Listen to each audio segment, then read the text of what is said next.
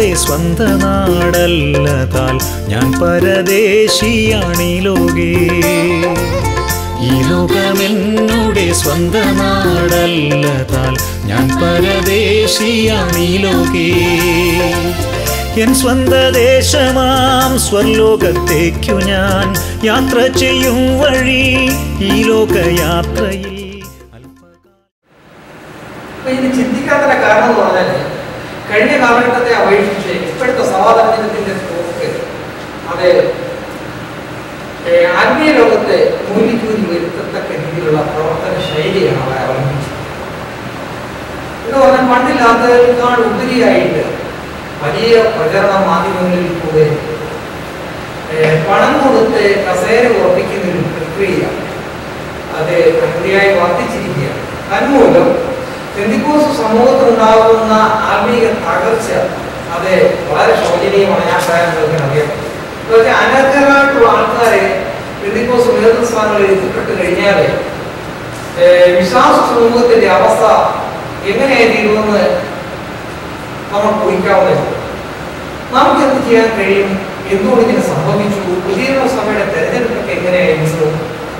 എന്ത് ചെയ്യാൻ വിഷയമാണ് ഇവിടെ ചർച്ച ചെയ്യാൻ പോകുന്നത്. തുറന്ന മനസ്സോടെ ചർച്ചയിൽ പങ്കെടുക്കാം. ഇന്നത്തെ വിഷയത്തിന്റെ മെയിനായിട്ട് ആവശ്യം സംസാരിക്കുന്ന വിഷയം അവതരിപ്പിക്കും. അതിനുശേഷം നമുക്ക് പരസ്പരം അതിനുള്ള ചോദ്യങ്ങൾ ചോദിക്കാം, സംശയങ്ങൾ തീർക്കാം. അതുപോലെ തന്നെ എന്താ പറയുക, ലെക്ചറിനെതിരെയുള്ള അതിരൂപത്തെ ക്രിസ്ത്യൻ വിഷയത്തോടനുബന്ധിച്ച് തയ്യാറെടുക്കുന്നതുകൊണ്ട് നമുക്ക് പരസ്പരം അത് ചോദിക്കാതെ എനിക്ക് പറഞ്ഞാല് ഒരു ആത്മീയ ഉന്നതിക്ക് സമൂഹത്തിന് കാരണമായി തീർക്കട്ടെ എന്ന് ആശംസയുടെ വിഷയത്തിൽ കിടക്കാം. ആദ്യമായിട്ട് ഈ വിഷയത്തിലേക്ക് ആദ്യമായിട്ട് സംസാരിക്കാൻ ഭാഷയെ ക്ഷണിച്ചു. നന്ദിയോടെ സ്തോത്രം ചെയ്യുന്നു. ഇന്ന് എങ്ങനെ ചർച്ചയ്ക്കായി ഒന്നിച്ച ദൈവഭാഗ്യായി കർത്താവിടെയാക്കുമ്പോൾ തിരുനാമത്തെ വാഴ്ത്തുന്നു. ഇതിന് ഈ മീറ്റിംഗ് രാജ്യത്തറങ്ങനവരെ വിളിച്ചു കൂട്ടിയ ആ നല്ല ഉദ്ദേശശുദ്ധിയെ ഞാൻ പ്രശംസിക്കുന്നു. ഇങ്ങനെയുള്ള കാര്യങ്ങൾ ചർച്ച ചെയ്യുന്നത് നമുക്ക് ആവശ്യമാണ്. ആ വിഷയം അവതരിപ്പാനായി അദ്ദേഹം എന്നോട് പറയുകയുണ്ടായി. അദ്ദേഹത്തിന്റെ വാക്കിനെ അനുസരിച്ചുകൊണ്ട് ഞാൻ ഇന്ന് നടക്കുന്ന നമ്മുടെ പ്രസ്ഥാനങ്ങളുടെ തെരഞ്ഞെടുപ്പ് രീതിയെ ഒന്ന് അവലോകനം ചെയ്യുവാനായിട്ടാണ് ആഗ്രഹിക്കുന്നത്. ആരംഭകാലങ്ങളിൽ പൗരോഹിത്യം, പഴയ നിയമകാലങ്ങളിൽ ദൈവം തിരഞ്ഞ് വേർതിരിച്ച ലേവ്യരും അതിൽ പൗരോഹിത്യ വിശുദ്ധ അഹരോനും തലമുറയായി യോഹന്നാൻ സ്നാപകൻ വരെ അഹരോന്റെ മക്കളും ആ കാര്യം ചെയ്തു വന്നു. അവരെ ശുശ്രൂഷയിൽ സഹായിക്കാനായി ലേവ്യരെ ദൈവമാക്കി. അന്യരായിട്ട് വരുവാൻ പാടില്ലായിരുന്നു. അവർക്ക് നിരന്തരമായി പൗരോഹിത്യ ദൈവം നൽകി. എന്നാൽ പുതിയ നിയമകാലം വന്നപ്പോൾ അവസ്ഥയ്ക്കെല്ലാം മാറ്റം വന്നു. കുടുംബപരമായ ഒരു ശുശ്രൂഷയല്ല, ദൈവം ആരെ വിളിക്കുന്നു അവർ ശുശ്രൂഷയ്ക്ക് വേണ്ടി വരിക എന്ന ഒരു രീതി തിരുവനന്തപുരത്തെ കൂടെ കാണുവാനും സാധിച്ചു. കർത്താവ് അപ്പോസ്തലന്മാരെ എടുക്കുമ്പോൾ തന്നെ രാത്രി മുഴുവൻ താൻ മലയിൽ പോയി ദൈവത്തോട് പ്രാർത്ഥിച്ചു. എന്നിട്ട് പിന്നീട് തന്നെ അടുക്കൽ വന്നവരിൽ 12 പേരെ താൻ അപ്പോസ്തലന്മാരായി തിരഞ്ഞെടുത്തു. കർത്താവിന്റെ പരമാധികാരത്തിൽപ്പെട്ട കാര്യമായിരുന്നു അത്. എന്നാൽ അവൻ ഒരുവനായി യൂദ ഒഴിഞ്ഞുപോയ സ്ഥാനത്ത് ഒരു തിരഞ്ഞെടുപ്പിന്റെ ആവശ്യകത അന്നേരമാണ് അവിടെ ഉണ്ടായത്. അന്നേരം ഉണ്ടായപ്പോൾ അപ്പോസ്തലന്മാർ ഒന്നിച്ചുകൂടി അവർ കാര്യങ്ങളെല്ലാം പറഞ്ഞ് 2 പേരെ അവിടെ മുൻപാകെ വന്നു. ഒന്ന് യുസ്തോസ് എന്ന് മറുപേരുള്ള ബർശബ എന്ന യോസഫും മത്യാസും 2 പേരിൽ ലിസ്റ്റിൽ വന്നു. ആ 2 പേരെ എടുക്കുവാനായി അന്ന് അവർ ദൈവത്തോട് പ്രാർത്ഥിച്ചിട്ട് ചീട്ട് മത്യാസിന് വീണു എന്ന് വായിക്കും. അയാൾ തന്നെ ഒരു ന്യായവാൻ വന്നപ്പോഴെ ചോദിച്ചാൽ 2 പേരിൽ നിർത്തി ചീട്ടിട്ടാൽ ദൈവഹിതം അല്ലെങ്കിൽ ഒരാൾ വരുത്തി വരും, ദൈവഹിതം അല്ലെങ്കിലും ഒരാൾ വീഴും. എന്നാൽ അത് ദൈവഹിതമായി അവർ അംഗീകരിച്ചു. ആ ദിവസം അംഗീകരിച്ചു. മത്യാസിനെ അപ്പോസ്തലന്മാരുടെ കൂട്ടത്തിൽ ഉൾപ്പെടുത്തുകയും ചെയ്തു. രണ്ടാമത്തെ ഇലക്ഷൻ നടന്നത് 6-ാം അധ്യായത്തിലേക്ക് വരുമ്പോൾ, അപ്പോസ്തലന്മാർ 6-ാം അധ്യായത്തിലേക്ക് വരുമ്പോൾ ശിഷ്യന്മാരുടെ എണ്ണം പെരുകി വന്നപ്പോൾ അപ്പോസ്തലന്മാർ പറഞ്ഞു, ഞങ്ങളോ പ്രാർത്ഥനയിലും പരിശുദ്ധിയിലും ഉച്ചിരിക്കും. അതുകൊണ്ട് ആത്മാവും ജ്ഞാനവും നിറഞ്ഞ നല്ല സാക്ഷ്യമുള്ള 7 പുരുഷന്മാരെ നിങ്ങളിൽ തന്നെ തിരഞ്ഞുകൊള്ളുകയും അവരെ ഈ പേരെ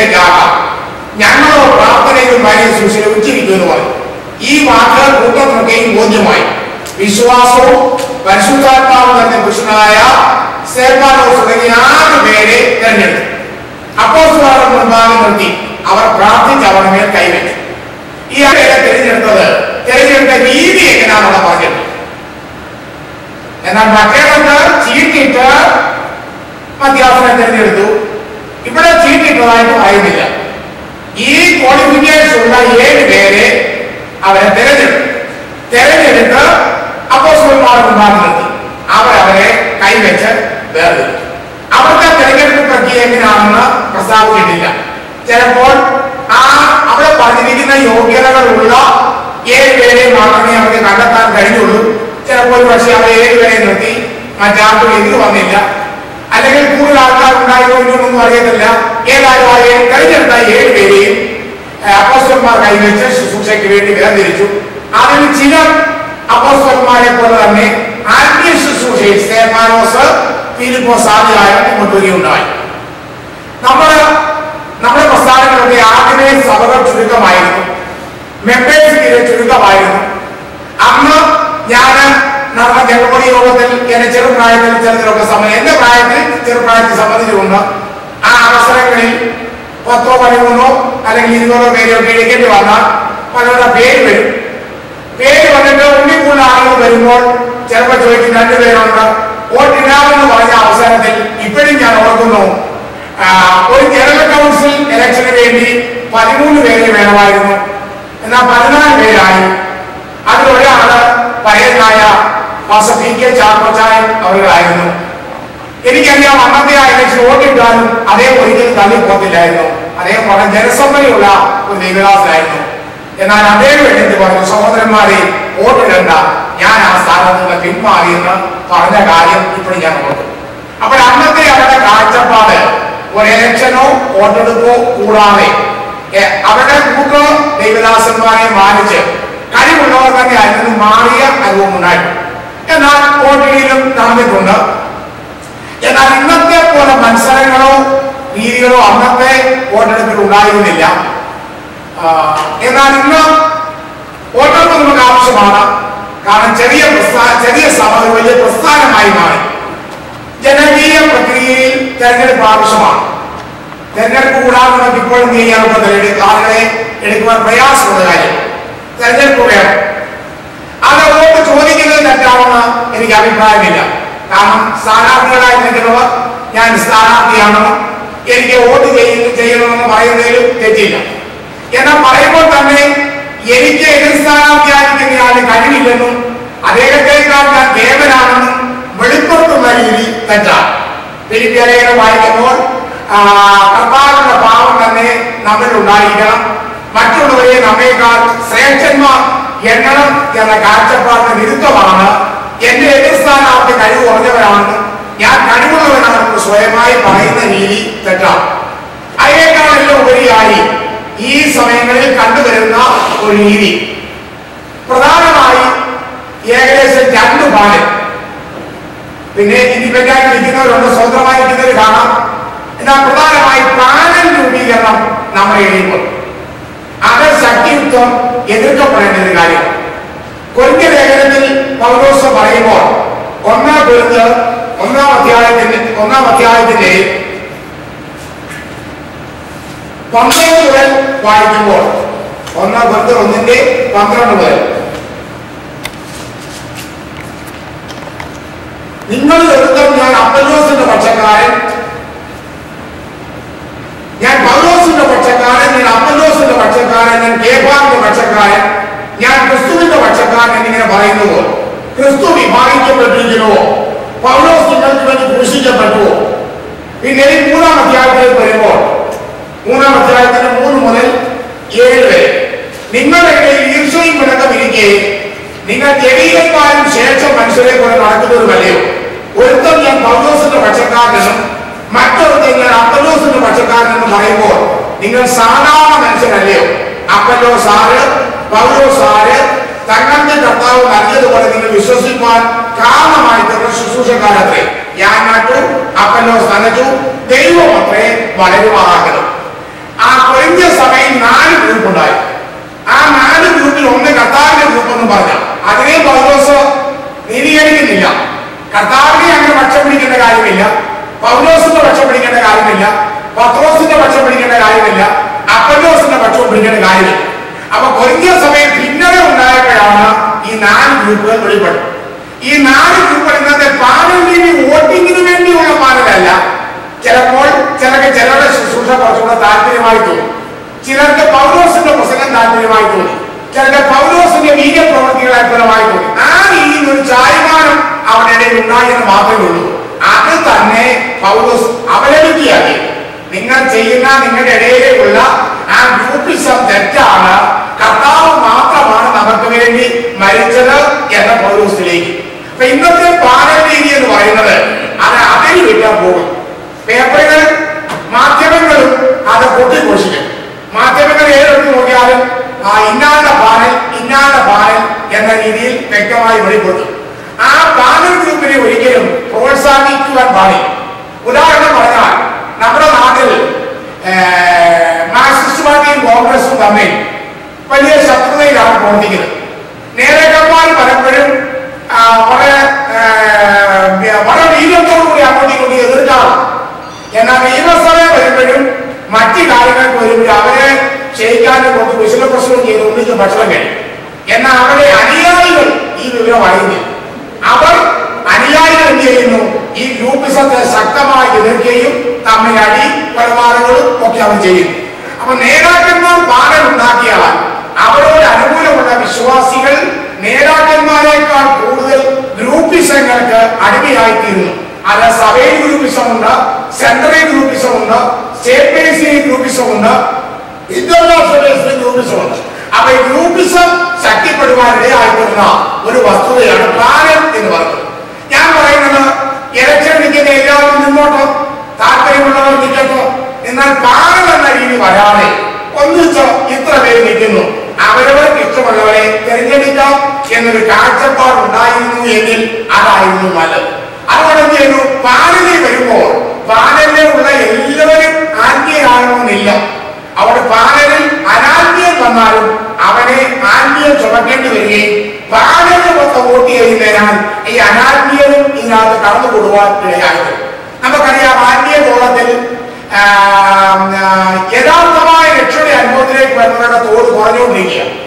ഇസ്രായേൽ മക്കൾ പോയപ്പോൾ അവിടെ ഒരു കൂട്ടം സമ്മിശ്ര ജാതി ഇസ്രായേലിൽ നിന്ന് പോയി. അവരാണ് സംഖ്യാപുസ്തകം വായിക്കുന്നത്. സമ്മിശ്ര ജാതിയാണ് ദുരാഗ്രഹികളായി ഞങ്ങളുടെ പണ്ടത്തെ കാലം ഓർക്കുന്നതുപോലെ പെരുകൊടുത്തു. അവർ പെരുകൊടുത്തപ്പോൾ ആത്മീയ ഇസ്രായേൽ മക്കളും അവരുടെ കൂടെ പെരുകൊടുത്തു. അപ്പൊ ഇന്നത്തെ പെന്തക്കോസ്ത് സഭകളിൽ അനാത്മീയന്മാരായ കുറച്ച് ആൾക്കാരുണ്ട്. അവർ യഥാർത്ഥമായി രക്ഷിക്കപ്പെട്ടവരല്ല, എന്നാൽ അവർ ചെങ്കൽ കണ്ട് ശാനപ്പെട്ടവരാണ്. ശാനപ്പെട്ടെന്ന് മാത്രമേ ഉള്ളൂ. അവർക്ക് വേണ്ടിയത് രാഷ്ട്രീയമാണ്. അവർ വെളിയിലുള്ള രാഷ്ട്രീയം സഭയിൽ കടത്തുന്നു. സഭയിൽ കടത്തുന്നതിനോടുകൂടെ തന്നെ പാനൽ ഗ്രൂപ്പുകൾ ശക്തമാകും. അതുകൊണ്ട് ആത്മീയ അന്തരീക്ഷം പമ്പ കടക്കുകയും രാഷ്ട്രീയ സ്വാധീനത ദൈവസഭയിൽ വർദ്ധിക്കുകയും ചെയ്യും. തന്നെയുമല്ല, പാനൽ എന്ന് പറയുന്ന ആ രീതി കംപ്ലീറ്റ് ആയി നിർത്തുന്നത് നല്ലതാണ്. തന്നെയുമല്ല, ഇലക്ഷന് ഇന്നത്തെ രീതി കുമ്പനാട്ട് വന്ന എല്ലാവരും മലബാറുള്ളവരായാലും നെയ്യാറ്റിക്കരയുള്ളവരായാലും വോട്ട് ചെയ്യും. നെയ്യാറ്റിക്കരയുള്ള ഒരാൾക്ക് തിരുവല്ലായിലുള്ള ഒരാളുടെ യാതൊരു പരിചയമില്ല. എന്നാൽ പാനൽ ലിസ്റ്റ് കൊടുക്കുന്നത് കൊണ്ട് ആ പാനലിലെ ആളുകൾക്ക് മുഴുവൻ വോട്ട് ചെയ്യുന്നത് മാത്രമേ ഉള്ളൂ. ജനസമ്മതിയുള്ള അല്ലെങ്കിൽ അംഗീകാരമുള്ള നേതാക്കന്മാർ നേതൃനിരയിൽ വരണമെങ്കിൽ ഒന്നുകിൽ ജില്ലാ തലത്തിൽ അല്ലെങ്കിൽ മേഖലാ തലത്തിൽ അല്ലെങ്കിൽ ഒരു 3-4 തിരിച്ച് മലബാറിലുള്ള ദൈവങ്ങളെല്ലാം ഒന്നിച്ചുകൂടി മലബാർ ഏരിയയിലുള്ള ഒരാളെ എടുത്താൽ അവിടുന്ന് വരുന്ന ആളുകളെ അവിടെയുള്ള ജനത്തിന് അറിയാൻ കഴിയും. അതിൽ നല്ലവരെ നോക്കി അവർക്ക് തെരഞ്ഞെടുക്കാൻ കഴിയും. എന്നാൽ മലബാറുകാർ കുമ്പനാട്ട് വന്ന് വോട്ട് ചെയ്താൽ കുമ്പനാട്ട് നിൽക്കുന്ന എന്തെങ്കിലും ആരാണെന്ന് അവർക്ക് അറിയത്തില്ല. പാനലിനെ ലിസ്റ്റ് കൊടുക്കുമ്പോൾ പാനൽ ലിസ്റ്റ് അനുസരിച്ച് ഒത്തുവരും അതുകൊണ്ട് ആത്മീയനോ അനാത്മീയനോ എന്ന് വിവേചിച്ചറിയാൻ വയ്യാതെ പാനൽ മൊത്തമായി ജയിക്കപ്പെടുവാൻ ഇടയായത്. ആ പ്രവണത അംഗീകരിക്കാൻ പറ്റിയതല്ല. അതുകൊണ്ട് ലോക്കൽ തലങ്ങളിൽ അങ്ങനെ വോട്ടിംഗ് നടത്തിയിട്ട് ഫൈനൽ മാത്രം കുമ്പനാട്ട് വന്ന് പ്രസിഡന്റ് ആയിട്ടുള്ളവരെ തെരഞ്ഞെടുക്കുന്ന ഒരു രീതിയാണ് ഏറ്റവും നല്ലത്. രണ്ടാമതിനകത്ത് വരുന്ന ഒരു കാര്യം, തെരഞ്ഞെടുപ്പിൽ ഇപ്പോൾ പഴയതിനേക്കാൾ പണം വാരിക്കോരി ചെലവാക്കുന്നു എന്നുള്ള കാര്യമാണ്. പണം വാരിക്കോരി ചെലവാക്കുക. അത് നമ്മുടെ സൺഡേ സ്കൂൾ പ്രവർത്തനങ്ങൾക്കായാലും യൂത്ത് പ്രവർത്തനങ്ങൾക്കായാലും സ്റ്റേറ്റ് തല പ്രവർത്തനങ്ങൾക്കായാലും ഇന്റർനാഷണൽ പ്രവർത്തനങ്ങൾക്കായാലും പൈസയുടെ സ്വാധീനത വളരെ വർദ്ധിച്ചിട്ടുണ്ട്. ഇപ്പോൾ വോട്ട് ചെയ്യാൻ പൈസ കൊടുത്ത് ആളുകളെ കൊണ്ടുവന്ന് അവരുടെ വണ്ടിക്കൂലി, അന്നത്തെ അവരുടെ ചെലവ്, പോകാൻ നേരം നല്ലൊരു കൈമടക്കം അവർക്ക് കൊടുക്കുക. ഇപ്പോൾ എനിക്ക് രഹസ്യമായി കിട്ടിയ പല അറിവനുസരിച്ച് ഓരോ ഏരിയ ചെന്ന ഓരോ ഏരിയയിലുള്ള ആളുകൾക്ക് പൈസ കൊടുത്തിട്ട് അവരെ കൊണ്ട് പൈസ കൊടുക്കുക. യെശയ്യാ പ്രവചനം 33-ാം അധ്യായം, യെശയ്യാ പ്രവചനം 33-ാം അധ്യായം 14-15 ഞാൻ വായിക്കുന്നു. യെശയ്യാ 33-14-15.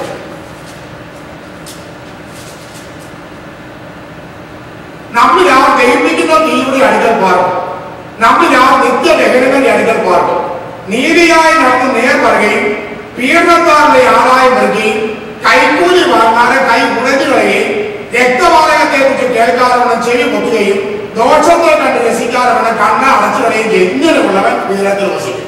അപ്പൊ നിത്യതയ്ക്ക് വേണ്ടി ആഗ്രഹിക്കുന്ന ഒരാൾ കൈക്കൂലി വാങ്ങാതെ കൈ എന്ത് ചെയ്യണം? ഉടഞ്ഞു കളയണം. 15-ാം സങ്കീർത്തനത്തിലെത്തും ദൈവത്തിന്റെ പർവ്വത്തിൽ ആ കയറും എന്നുള്ള വരുമ്പോൾ കൈക്കൂലി വാങ്ങാതിരിക്കുന്ന രംഗത്തെക്കുറിച്ചാണ്. യോഗനാൻ സാധന പ്രശ്നം തുടങ്ങിയപ്പോഴും നിങ്ങളുടെ ശമ്പളം മതി എന്ന് വ്യക്തി അന്യായമായിട്ടൊന്നും മേടിക്കരുത് എന്ന തൊഴിൽ താൻ പ്രസംഗിക്കും.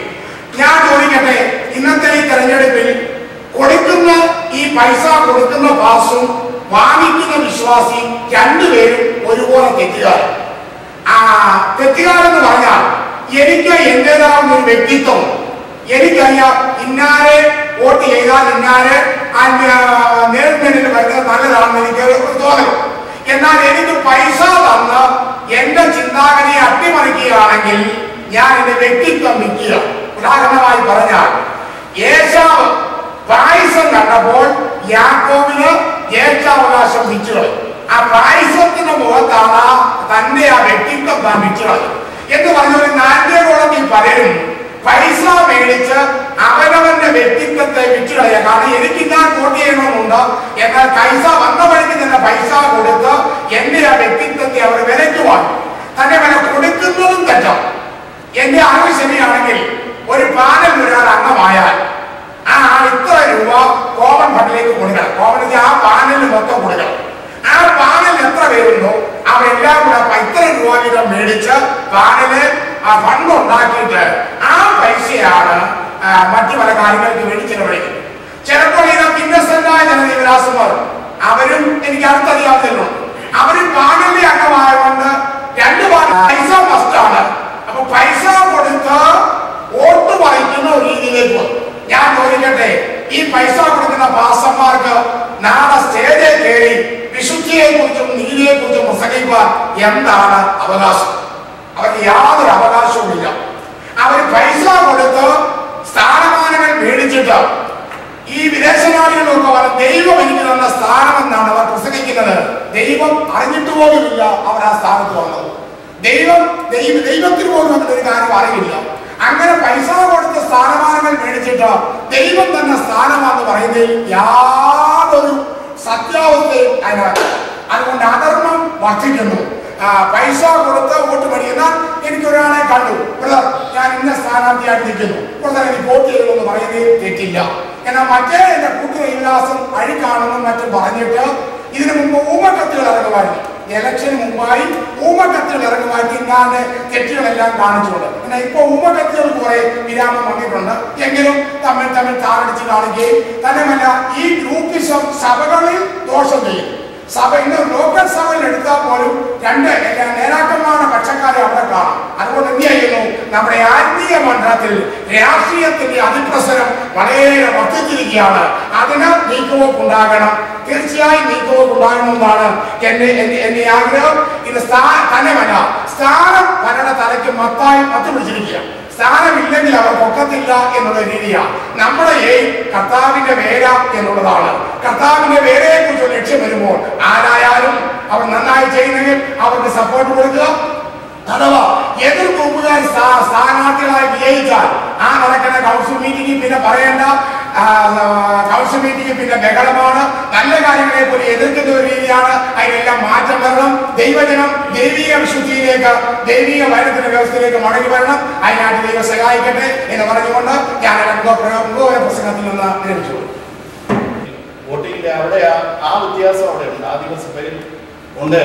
അതുകൊണ്ട് ദൈവസഭയിലുള്ളവർ യോഗ്യന്മാരാണ് എല്ലാവരും. സോ അതിൽ നിന്ന് ചീട്ടിട്ടുകൊണ്ട് തെറ്റില്ല എന്നാണ് എൻ്റെ അഭിപ്രായം. അതെന്റെ അഭിപ്രായമാണ്.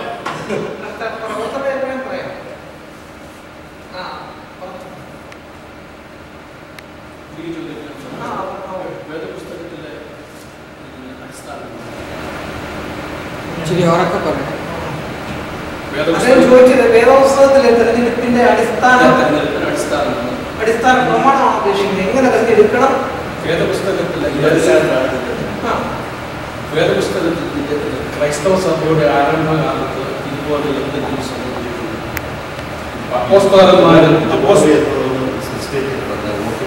അപ്പോസ്തലന്മാരെന്തെങ്കിലും ഇതിനെക്കുറിച്ച് പറഞ്ഞിട്ടുണ്ടോ? ആദിമ നൂറ്റാണ്ടിലുണ്ടായിരുന്ന സഭകൾ എന്തെങ്കിലും ഇതിനെക്കുറിച്ച് പറഞ്ഞിട്ടുണ്ടോ എന്ന് ചിന്തിക്കുന്നത് നന്നായിരിക്കും. അവിടെ തൊട്ട് തുടങ്ങി നമുക്ക് ബാക്കി കാര്യങ്ങളിലേക്കാണ്. എന്നാലേ ആദിമസഭകളിൽ സഭ ഗവൺമെന്റ് ദേശീയതോ അങ്ങനെയുള്ള രീതികളൊന്നും അല്ലായിരുന്നു. അവർ ചെറിയ കുടിവരവുള്ള വീട്ടുകൾ സഭയായി മുമ്പോട്ട് പോയി. എന്നാൽ ഇന്ന് കാലത്ത് വന്നപ്പോൾ ഗവൺമെന്റിന്റെ നിയന്ത്രണങ്ങൾ വരുമ്പോൾ സഭ ദേശീയരായിരിക്കണം, സഭയിൽ പ്രതിനിധികളുള്ള ഭരണസമിതി അംഗങ്ങൾ വേണം, കൗൺസിലുകൾ വേണം, ആദ്യമായ നിയമങ്ങൾക്ക് വിധേയമാകേണ്ടി വന്നപ്പോൾ പുതിയ നിയമസഭ അങ്ങനെയുള്ള കാര്യങ്ങൾക്ക് കടക്കേണ്ടി വന്നതാണ്. ചുരുക്കി പറഞ്ഞാൽ ഗവൺമെന്റിന്റെ ഈ രാജ്യത്ത് നാം ഉണ്ടാക്കിയ പ്രസ്ഥാനത്തിന്റെ നിയമത്തിനനുസൃതമായിട്ടാണ് ഇന്ന് നടക്കുന്ന ഇലക്ഷൻ.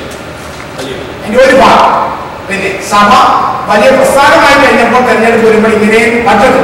അപ്പൊ നമ്മൾ രജിസ്റ്റർ ചെയ്തിട്ടുള്ള ഓർഗനൈസേഷൻ എന്തൊക്കെ വേണമെന്ന് എഴുതി വെച്ചിട്ടുണ്ടോ അതനുസരിച്ചാണ് ഇന്ന് നടക്കുന്ന ഇലക്ഷൻസ്. ഇവിടെ പറയുന്ന ഒരു പ്രശ്നം സഭയിൽ ഓർഗനൈസേഷൻ ഇൻസ്റ്റിറ്റ്യൂഷൻ ഒന്നാക്കുന്ന പ്രശ്നമുണ്ട്. സഭയെന്ന് പറയുന്ന ഇൻസ്റ്റിറ്റ്യൂഷൻ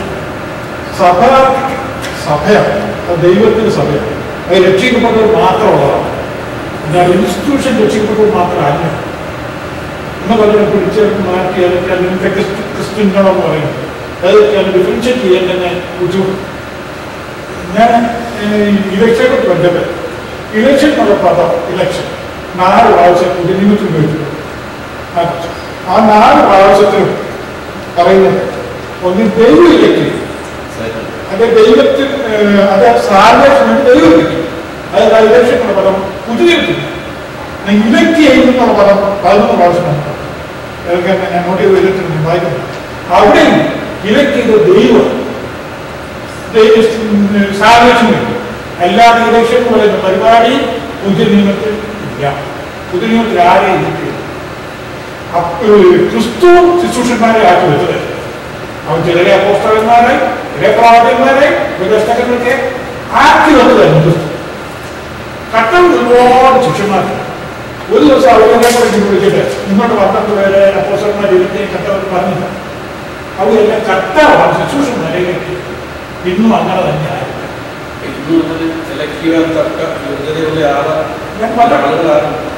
ഞാൻ പറഞ്ഞത് അപ്പം സഭയ്ക്കകത്ത് ശുശ്രൂഷയ്ക്ക് വരുമ്പോൾ എനിക്ക് രോഗശങ്കരുണ്ട്. ഞാൻ അത് പറയേണ്ട ആവശ്യം. എനിക്ക് രോഗശങ്കരുണ്ടെങ്കിൽ ഞാൻ പറഞ്ഞ സത്യം. സഭയിൽ ശുശ്രൂഷയിൽ കൂടെ വെളിപ്പെടണം. അവനെ ദൈവം അംഗീകരിച്ചോളൂ. സഭയുടെ പ്രശ്നം നമ്മുടെ ആത്മീയ ശുശ്രൂഷയിലുള്ള ഇലക്ഷനെ കുറിച്ചല്ല നമ്മുടെ ഈ ഡിസ്കഷനിൽ പോകുന്നു. കൗൺസിൽ പോലുള്ള ഇലക്ഷൻ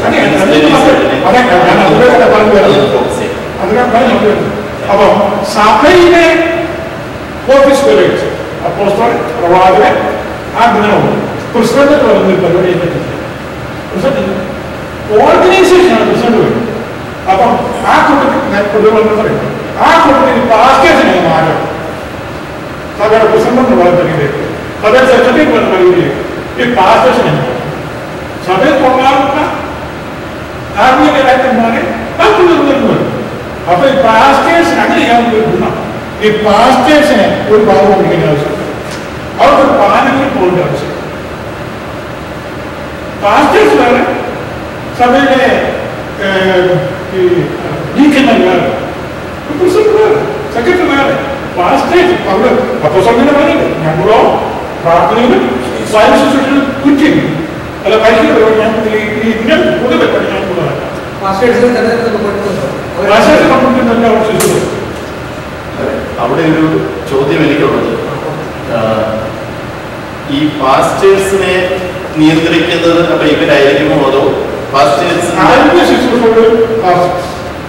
അപ്പൊ അവിടെ കൗൺസിൽ കൈവിടത്തുകയില്ല. നെക്സ്റ്റ് ടൈമിലേക്ക് ഒരു പാസ്റ്ററെ ഇലക്ട് ചെയ്യേണ്ടി വരുമ്പോൾ ആരാ തീരുമാനിക്കുന്നത്? ഞാൻ നമ്മുടെ പൊതുവായിട്ട് അവിടെ ഒരു പ്രശ്നം ഞാൻ കാണുന്നത് നോട്ടിങ് എന്ന് പറയുന്ന പരിപാടി പുതിയ നിയമൊക്കെ ആ ഏറ്റവും അവസാനമായിട്ട് നമ്മൾ കാണുന്നത് അത്യാവശ്യം അത് എത്രയും വലിയ പ്രശ്നം മുന്നായിരുന്നു. വേറെ പിന്നെ നോട്ടിങ് നമ്മൾ കാണുന്നത്. പിന്നെ ആ അദ്ദേഹത്തിൽ വേറെ പ്രത്യേകതയൊക്കെ ഉണ്ട്. ഞാനും ഉള്ള ആത്മാവുള്ള പുരുഷന്മാരെ നിങ്ങളെങ്കിലും തന്നെ കഴിഞ്ഞാൽ കൂടുതലും പറയും എന്ന് പറഞ്ഞാൽ കുറച്ചുകൂടി ഡീപ്പായിട്ട് നിങ്ങൾ അവരെ നന്നായിട്ട് അറിഞ്ഞിട്ട് തന്നെ പറഞ്ഞിട്ട് എന്ന് പറഞ്ഞാൽ കർണാടകയിൽ മൈസൂർ ഒരു ഇന്ത്യൻ നേതാവായിട്ട് അമേരിക്കൻ നിലകൊള്ളുന്ന പ്രയുക്തന്മാരായിട്ടുള്ള ഇന്ത്യൻ നിങ്ങളുടെ തിരഞ്ഞെടുക്കാറുണ്ട്. നിങ്ങളുടെ അമേരിക്കൻ അർപ്പണ ചെയ്യാൻ ഇതൊന്നും പറഞ്ഞിട്ടുണ്ടെന്ന് ഗുണമൊന്നുമില്ല. അല്ല ലുക്കി നിങ്ങളുടെ ആകെ സഹോദരന്മാരെ ആത്മാവും ജ്ഞാനവും നിറഞ്ഞ നല്ല സാക്ഷ്യമുള്ള 7 പുരുഷന്മാരെ നിങ്ങൾ തന്നെ തിരികൊടുക്കണം. പ്രോസസ് എന്തായിരിക്കണം എന്നുള്ള പ്രോസസ് ഉണ്ടാക്കിയത് ഇമ്പോർട്ടൻ്റ് ആണ്. എവിടെയും തന്നെ പോകുന്നത് നിങ്ങളുടെ ആവശ്യമില്ല. നിങ്ങളുടെ നമ്മളെ അറിയുന്നവരുടെ പലർക്കും പോയി ഇത് പല വിഷയങ്ങളും സംസാരിക്കുന്നത് ഇലക്ഷന് സെലക്ഷൻ അല്ലേ? ഇലക്ഷൻ എന്ന് പറയുമ്പോൾ അത് മാനുഷികമായ നോട്ടത്തിലാണ് നമ്മൾ കാണുന്നത്. സെലക്ഷൻ എന്ന് പറയുമ്പോൾ ഒരു ആത്മീയ പ്രശ്നതയുള്ളത് കാരണം അവിടെ ഒരു വലിയ കോമ്പറ്റീഷൻ സ്പിരിറ്റ് ഇല്ല. ഏതാ സെലക്ഷൻ മത്സരബുദ്ധിയില്ല. സെലക്ഷൻ കാര്യങ്ങൾ. എന്നാൽ ഇലക്ഷൻ കാര്യങ്ങൾ വരുമ്പോൾ പ്രകാരം രാഷ്ട്രീയ പ്രശ്നം ഉണ്ടാകാൻ സാധ്യതയുണ്ട്, ഉണ്ടാകും. പിന്നെ ഈ പണസ്വാധീനത ഇങ്ങനെയുള്ള പല കാര്യങ്ങൾ അതുകൊണ്ട് എക്സ്ട്രാ ലെയർ. ഇന്ന് സെലക്ഷനാണ് പെന്തക്കോസ്റ്റുകാർക്കൊക്കെ ഉള്ള ഒരു ചിന്താഗതിയാണ്. പൊതുവെ ആൾക്കാരെ ഈ ഇലക്ഷനിൽ പങ്കെടുക്കാത്തവരുണ്ട്. ഇന്നത്തെ നമ്മുടെ പെന്തക്കോസ്റ്റ് കോടതി നടക്കുന്ന നാട്ടിൽ പലരും പോകാതെ ഒരു ക്വസ്റ്റ്യൻ എങ്ങനെ സെലക്ട് ചെയ്യുന്നുള്ള വായിച്ചു പറയാനുള്ളത്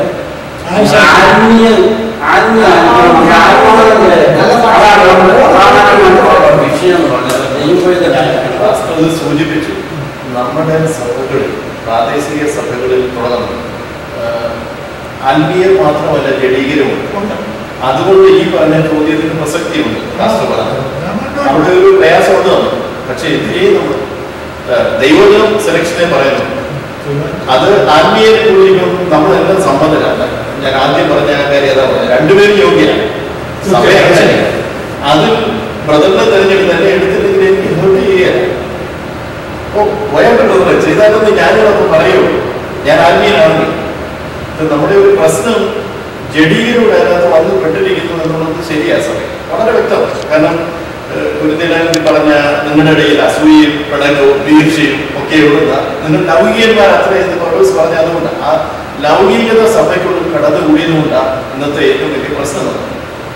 അതിനെ നമുക്ക് എങ്ങനെ സോൾവ് ചെയ്യാൻ കഴിയുന്നുള്ളത് എങ്കിൽ തന്നെ നമ്മൾ പറയുന്നു കർത്താവിന്റെ കാലത്ത് ചീട്ടിട്ടെടുത്തെന്ന് പറയുന്നത് അതിൽ വോട്ടിംഗ് ജനാധിപത്യ വ്യവസ്ഥയിലുള്ള ഒരു വോട്ടിംഗ് സമ്പ്രദായമാണ്. ഡെമോക്രാറ്റിക് ആണോ?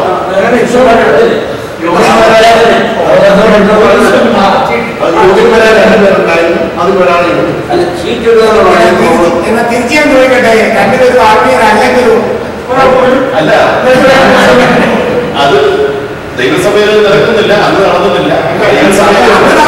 ഇന്ന് രണ്ടുപേരും ആത്മീയരാണെങ്കിലും ഒരു പ്രശ്നവുമില്ല. രണ്ട് മദ്യപാൻ ആണെങ്കിൽ രണ്ടുപേരും എപ്പോഴും നമ്മളെ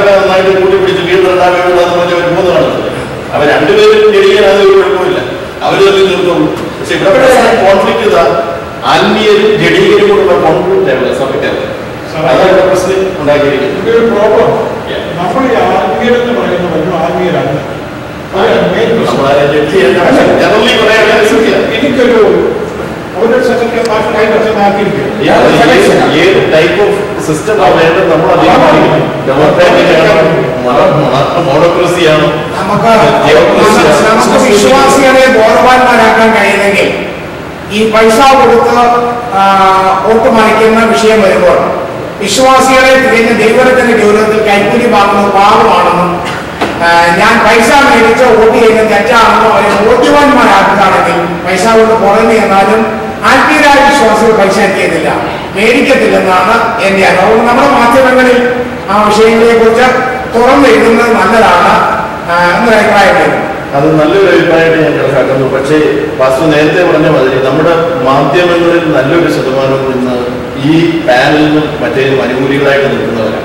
അതുകൊണ്ട് രാജീവ് തരകനെ പോലെയുള്ള പത്രങ്ങൾ നടത്തുന്നവരോട് ഞങ്ങളുടെ റിക്വസ്റ്റ്, നിങ്ങളുടെ മാധ്യമങ്ങളൊക്കെ ശക്തമായി ഇതിനെതിരെ ജനങ്ങളെ പ്രബോധിപ്പിക്കാനായിട്ട് അല്ലെങ്കിൽ അവരെ അവബോധം ഉണ്ടാക്കാനായിട്ട് ശക്തമായി എഴുതണം.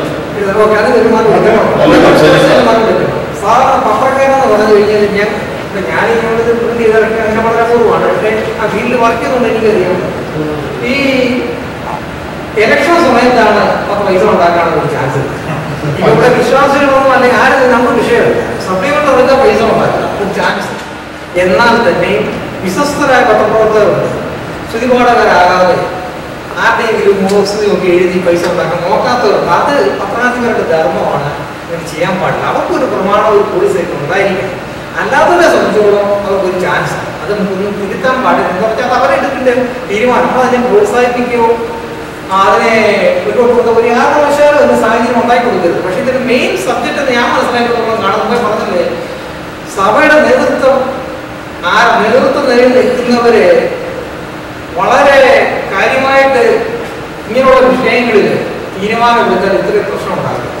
സഭാ നേതൃത്വം എന്ന് പറഞ്ഞത് നമ്മൾ ഇന്ന കാര്യങ്ങൾ ചെയ്യണം, ഇങ്ങനെ പ്രകടനം നടത്താൻ പാടില്ല, പൈസ കൊടുക്കാൻ പാടില്ല, അങ്ങനെയുള്ളവരെ നമ്മൾ നിലനിൽക്കാൻ പാടില്ല. അത്തരം രീതിയിലൊരു തീരുമാനത്തിൽ കൊണ്ടുവരികയും അവരെ പ്രോത്സാഹിപ്പിക്കുകയും ചെയ്യാതെ അവർ തന്നെ നിന്നുകൊണ്ട് ഇതിങ്ങനെ പാലം ഉണ്ടാക്കുകയും പൈസ കൊടുക്കുകയും തെറ്റാ. അപ്പൊ പിന്നെ നമ്മൾ എങ്ങനെ നേതൃത്വ സ്ഥാനം ശരിയാകുന്നതോളം വിശ്വാസം ഒന്നും ചെയ്യാൻ പറ്റത്തില്ല. അവര് പാലിൽ നിന്നും കാശ് കൊടുത്തും ഒക്കെ നേതാവായിട്ട് വരുമ്പോൾ നമ്മളവരെ അംഗീകരിക്കും, നമ്മളെ പ്രോത്സാഹിപ്പിക്കും, നമ്മൾ പ്രോത്സാഹിപ്പിക്കുക. നമ്മുടെ സഭകളിലും മറ്റും വലിയ അഭിപ്രായക്കാരായിട്ട് അവരെ ഇങ്ങനെ നമ്മൾ സ്വീകരിച്ച ആ സമയത്ത് നമ്മൾ ഇതെല്ലാം മറക്കുന്നു. സത്യമാണ്. ഒരു അഭിപ്രായമുണ്ട്. ഇപ്പൊ സഭയിൽ ഈ വരുന്ന ആളിനോട് ബന്ധപ്പെട്ട മോളോ അല്ലെങ്കിൽ മരുമോനോ ആരെങ്കിലും കാണും. അദ്ദേഹത്തിന് പോകാൻ കൊടുത്തിട്ട് അത് സഭ വിട്ടു പോകും, സഭയ്ക്ക് തന്നെ പോകും. അതെല്ലാം വരുമ്പോഴാണ് വിഷയം. അതെ, നമ്മുടെ ദേവദാസന്മാര് സരശയിലാണ് നമ്മൾ എത്ര അഭിപ്രായം മാറാൻ പോകുന്നു. ധൈര്യമായിട്ട് നമ്മൾ തീർച്ചയായിട്ടും ഞാനിങ്ങനെ എല്ലാം ശ്രദ്ധിച്ചുകൊണ്ടിരിക്കുകയായിരുന്നു. തീർച്ചയായിട്ടും ഇതൊരു വല്ലാത്ത രീതിയിലാണ് കാര്യങ്ങളൊക്കെ പോയിക്കൊണ്ടിരിക്കുന്ന കാര്യങ്ങൾ. ഇത് എല്ലാവരും പുച്ഛിക്കുന്ന പോലെയാണ് സംസാരിക്കുന്നത്. നമ്മൾ മാതൃക ടോപ്പ് ലീഡർഷിപ്പിലോട്ട് താഴോട്ട് ഇല്ലാത്തതുകൊണ്ട് ആ ഒരു സ്ഥാനത്ത് മാതൃകയായിട്ട് കാണിക്കുന്നതുകൊണ്ട് പലർക്കും അതിൽ താല്പര്യമില്ലാതെ പോകുന്നു. ഇലക്ഷനും കാര്യങ്ങളൊക്കെ വരുമ്പോൾ അത് കുറച്ച് രാഷ്ട്രീയ താല്പര്യമുള്ളവർ കൂടി ചേർന്നു, അതുകൊണ്ട് ഞങ്ങൾ കുറച്ച് പേർക്ക് മാറി നിൽക്കാം എന്നുള്ള രീതി എന്ന് പറഞ്ഞാൽ അതിൽ രണ്ട് വശമുണ്ട്. ചില പറയും അത് താല്പര്യമുള്ള കൂട്ടമാണ്, ഞങ്ങൾക്ക് ഇലക്ഷനും വേണ്ട, പ്രാർത്ഥനം വേണ്ട, ഞങ്ങൾക്ക് ദൈവത്തെ വന്ന് ആരാധിച്ച് വചനം കേട്ട് വീട്ടിൽ പോയാൽ മതി, ഇത് അവർക്കൊക്കെ ഉള്ള അങ്ങനെ ഒരു മുദ്രകുത്തി ഇതിനെ പിന്തുടരുന്നവർ കൂട്ടും. എന്നാൽ ഇതിനെ ആ രീതിയിൽ മേളോട്ട് താഴെ വരെ പോളിസി കൊണ്ടുവരുവാണെങ്കിൽ എല്ലാവർക്കും പാടായിരിക്കും. തെരഞ്ഞെടുപ്പ് എങ്ങനെ നടത്തണമെന്നാണ് ഏതെങ്കിലും രീതിയിൽ ഇപ്പൊ ഇലക്ഷനാണ് നടത്തുന്ന സാധനം അത് കേട്ട് കഴിഞ്ഞാൽ അതുപോലെ ഉണ്ടാകുന്ന ദോഷവശങ്ങളാവട്ടെ നമ്മൾ കേട്ടുകൊടുക്കുന്നത്. ഇതിലെന്തെങ്കിലും ചേഞ്ച് വരുന്നത് ഏതെങ്കിലും ഒരു പുതിയ ഒരു മെത്തേഡ് അഡോപ്റ്റ് ചെയ്യാൻ പറ്റും ബേസ് ചെയ്തുകൊണ്ട്. കാരണം പുതിയ സഭകളുടെ തെരഞ്ഞെടുപ്പ് അതിന്റെ പ്രദേശം ലക്ഷ്യക്കൊണ്ട് എന്തൊക്കെ ചെയ്യാൻ പറ്റും. ഈ ബാലറ്റ് വെച്ച് ചെയ്തിട്ടുണ്ടോ ഇക്കാര്യത്തിൽ നമ്മുടെ കൺസെപ്റ്റ് എന്താ അറിയത്തില്ല. നമ്മുടെ സീക്രട്ട് ബാലറ്റ് വെച്ച് ഇവിടെയുള്ള അമേരിക്കൻ ഏജ് പോലുള്ള ഡിനോമിനേഷനിലൊക്കെ ആണെങ്കിൽ എന്നിട്ട് വേറെ പേരുകൾ അവിടെ പറയുന്നതിന് ആൾക്കാർ ഈ സ്ഥാനത്ത് മത്സരിക്കാൻ നിൽക്കുന്നു.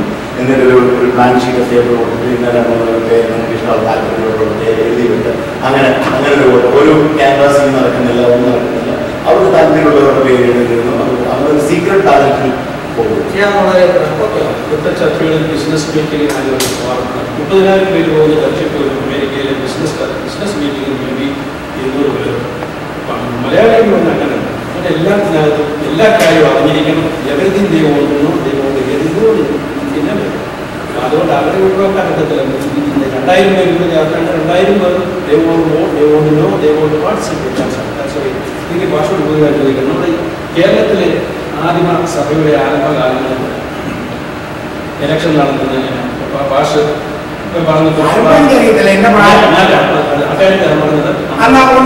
വിളിച്ച് കൂട്ടിയിട്ട് 13 പേരെ വേണം, അല്ലെങ്കിൽ 15 പേരെ വേണം, പലരുടെ പേര് വരും. കൂടുതൽ ആളുകളുണ്ടെങ്കിൽ വോട്ടിങ് ചില അവസരത്തിൽ വോട്ടിംഗ് ഇല്ലാതെ മുമ്പ് ഞാൻ പറഞ്ഞതുപോലെ പിന്മാറിയവരുടെ ചരിത്രവും അന്യഭാഷ പറഞ്ഞിരിക്കണമെന്നൊരു നിയമം അതും അത് കഴിഞ്ഞ് ഇടയ്ക്ക് എഴുതിച്ചേർക്കാം. സെക്രട്ടറിമാരും ഒക്കെ അന്യഭാഷ പിന്നീട് അത് എഴുതിച്ചേർക്കാം. എഴുതിച്ചേർത്തിട്ട് തോന്നുന്നു. പക്ഷെ അത് വന്നു പോയത് ലോക്കൽ സഭകളില് ലോക്കൽ സഭയിൽ പോലും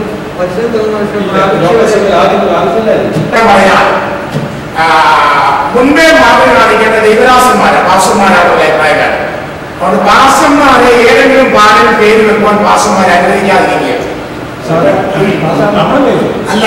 എന്റെ അഭിപ്രായം പറയാം. പാസ്റ്റർമാര് സ്ഥാനം ലഭിക്കാനില്ലെങ്കിലും ഞാൻ ഒരു പാലന്റെ അംഗമല്ല എന്ന രീതിയിൽ തീരുമാനിച്ച് അവരുടെ പേര് പാലങ്ങൾ കൊടുക്കാതിരിക്കുകയാണെങ്കിൽ വിശ്വാസികൾ ഓട്ടോമാറ്റിക്ക് അതിൽ നിന്ന് വിമുക്തിമാണ്. കാരണം സ്റ്റേജിൽ പ്രസംഗിക്കുന്നവരായി പാസ്റ്റർമാര് ഗ്രൂപ്പ് പാടില്ലെന്ന് പ്രസംഗിക്കുന്നവരാണ്. ദൈവജനം ഒന്നാമത് പ്രസംഗിക്കുന്നവരാ. ഒന്നാമത് പ്രസംഗിച്ചിട്ട് ഇലക്ഷൻ വരുമ്പോൾ അവർ പാലനുണ്ടാക്കി ഗ്രൂപ്പ് ഉണ്ടാക്കിയിട്ട് അവര് ദൈവദാസന്മാർ തീരുമാനിക്കണം, ഞാൻ ഒരു പാലന്റെയും ആളല്ല, ഞാൻ ദൈവസഭയിൽ ഇന്ന സ്ഥാനങ്ങളിൽ നിൽക്കുന്നു എന്നല്ലാതെ പാലന്റെ ആയിട്ട് വരാതിരിക്കാൻ അവർ ശ്രദ്ധിച്ചാൽ ഇങ്ങനെ വലിയ ഒരു മാറ്റം വേദനയിൽ തുടങ്ങിയാൽ ഉണ്ടാകുന്നതാണ് എന്റെ അഭിപ്രായം. അപ്പൊ അത് ഒരു സജഷൻ പറഞ്ഞത് ജനകോടി ഈ വിഷയം അവതരിപ്പിക്കുക. തുടർന്ന് നടക്കുന്ന ഇലക്ഷനിലെ ഈ രീതിയിലുള്ള പാല രീതി മാറ്റിയിട്ട് പ്രചരണ തന്ത്രങ്ങളൊക്കെ അവസാനിപ്പിച്ചുകൊണ്ട് രഹസ്യവാദത്തോടുകൂടി നമുക്ക്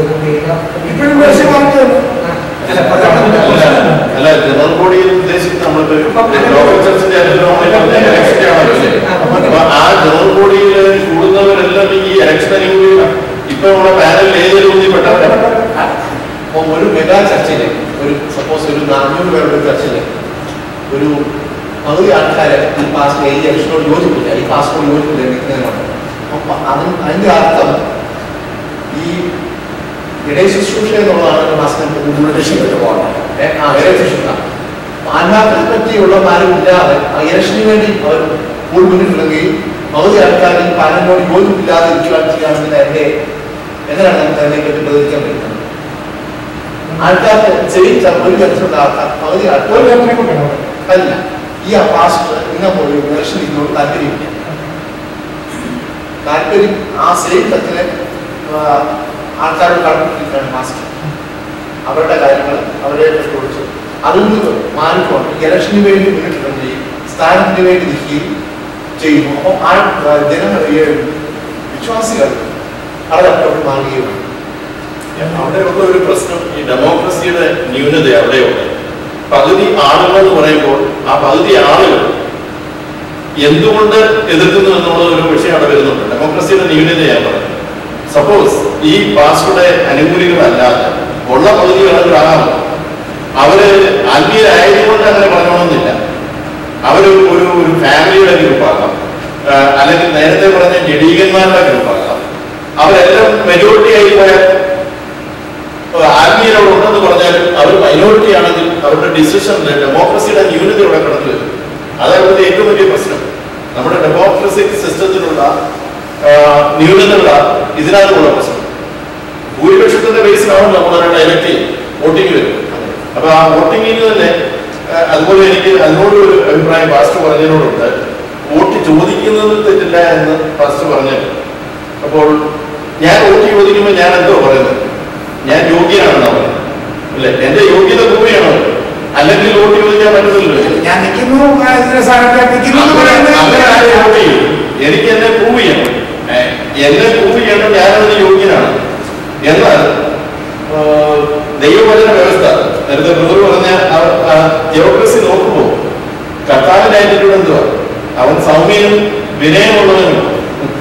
എന്നാൽ വോട്ട് ചോദിക്കുന്നതിന്റെ ആറ്റിറ്റ്യൂഡ് ആന്റിക്രൈസ്റ്റിന്റെ ആറ്റിറ്റ്യൂഡാണ്. ഞാൻ എന്നെ തന്നെ ഉയർത്തുക, മറ്റുള്ളവരെക്കാൾ ഞാൻ ബെറ്റർ ആണെന്ന് പ്രൂവ് ചെയ്യണം. എന്റെ എതിരാളിയെ ഞാൻ ഒന്നും പറഞ്ഞില്ലെങ്കിലും എതിരാളിയേക്കാൾ ഞാൻ യോഗ്യനാണെന്ന് പ്രൂവ് ചെയ്തേ പറ്റുള്ളൂ. അപ്പൊ ആ ഒത്തിരി കോൺഫ്ലിക്ട്സ് ഇതിനകത്ത് വരും. ഇതെങ്ങനെ നമുക്ക് സോൾവ് ചെയ്യാന്നുള്ളത് എനിക്കറിയില്ല. വോട്ട് ചോദിക്കുന്നതും ഒരാളെ ഒരു സ്ഥാനാർത്ഥിത്വം പ്രഖ്യാപിച്ചു കഴിഞ്ഞിട്ട് വേറൊരാൾ നിൽക്കുന്നതും രണ്ട് സെയിമായിട്ട് ഞാൻ മനസ്സിലാക്കും. ഒരാൾ എക്സ്ട്രോ വൈ നിൽക്കുന്നു, എക്സ് മാറുന്നില്ലെങ്കിൽ എക്സ് പറയുന്നത് ഞാൻ വൈകാട്ടിൽ അവർ ഇലക്ഷൻ സ്പീച്ച് കൊണ്ടുവരികയാണ്. തീർച്ചയായിട്ടും എന്റെ അഭിപ്രായത്തിൽ ഇലക്ഷൻ നടക്കേണ്ടി വരും. ഇന്നത്തെ കാലഘട്ടത്തിൽ ഇലക്ഷൻ ആവശ്യമാണ്. ഒരു പ്രസ്ഥാനത്തിന്റെ ഇപ്പോൾ വളർന്നു വന്നിരിച്ച് ഇപ്പോൾ ഇലക്ഷൻ ആവശ്യമാണ്. ഞാൻ പറയുന്നത് പാനൽ ആവശ്യമില്ല, സീക്രട്ട് പാനലാണ് എപ്പോഴും. ഈ പാനൽ എന്ന് പറയുന്നത് എന്റെ അഭിപ്രായത്തിൽ എന്താണ് ഞാൻ ചെയ്യുന്നത്? കൂടുതൽ ആൾക്കാരെ സ്വാധീനിക്കാൻ വേണ്ടിയാണ്. പണമാകാം, പേഴ്സണൽ സ്വാധീനമാണ്. ഈ പാനൽ കുറച്ചുകൂടി കാര്യക്ഷമമായിട്ട് കാര്യം നടക്കുമെന്ന് എന്റെ വിശ്വാസം. പക്ഷെ അത് എത്രമാത്രം പാനൽ ഇല്ലായ്മ ചെയ്യാൻ പറ്റുമെന്നുള്ളത് ഇപ്പോൾ ഒരുപാട് പാടുണ്ട്. ഇന്ന് 1, 2, 3 പാനലാണ്. പാനലിന്റെ ദോഷപ്രമോട് തീരുന്നില്ല. ആ അടുത്ത 3 വർഷത്തെ കൗൺസിൽ മീറ്റിംഗ് നടക്കുമ്പോൾ ഒരു പാനലിനെതിരെ മറ്റേ പാനൽ നിരന്തരം ശല്യം ഉണ്ടാക്കിക്കൊണ്ടിരിക്കുകയും ആ ഗ്രൂപ്പിസം വർദ്ധിച്ചുകൊണ്ടിരിക്കുക. എന്നിട്ടാണ് ഇവർ പോയി ഞായറാഴ്ച തിരുവനന്തപുരം നടത്തുന്നത്. അതിനകത്ത് നമുക്ക് എന്താ ഇഷ്ടമുള്ളൂ? അങ്ങനെ അത്രമാത്രം പോകുന്നുണ്ടോ? ഞാൻ വിദേശത്ത് കഴിയുന്നുണ്ട്.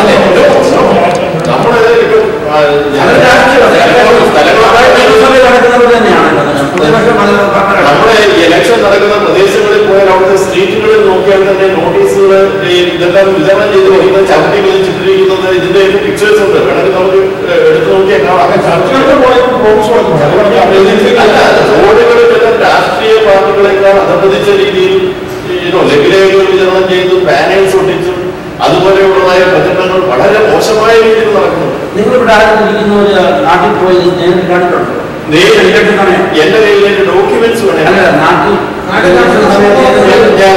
പ്രസ്ഥാനത്തിന്റെ ഏതെങ്കിലും അതായത് മുഖ്യധാര സഭകളുടെ ഇലക്ഷനിൽ പങ്കെടുത്തിട്ടുണ്ടോ? കണ്ടിട്ടില്ല.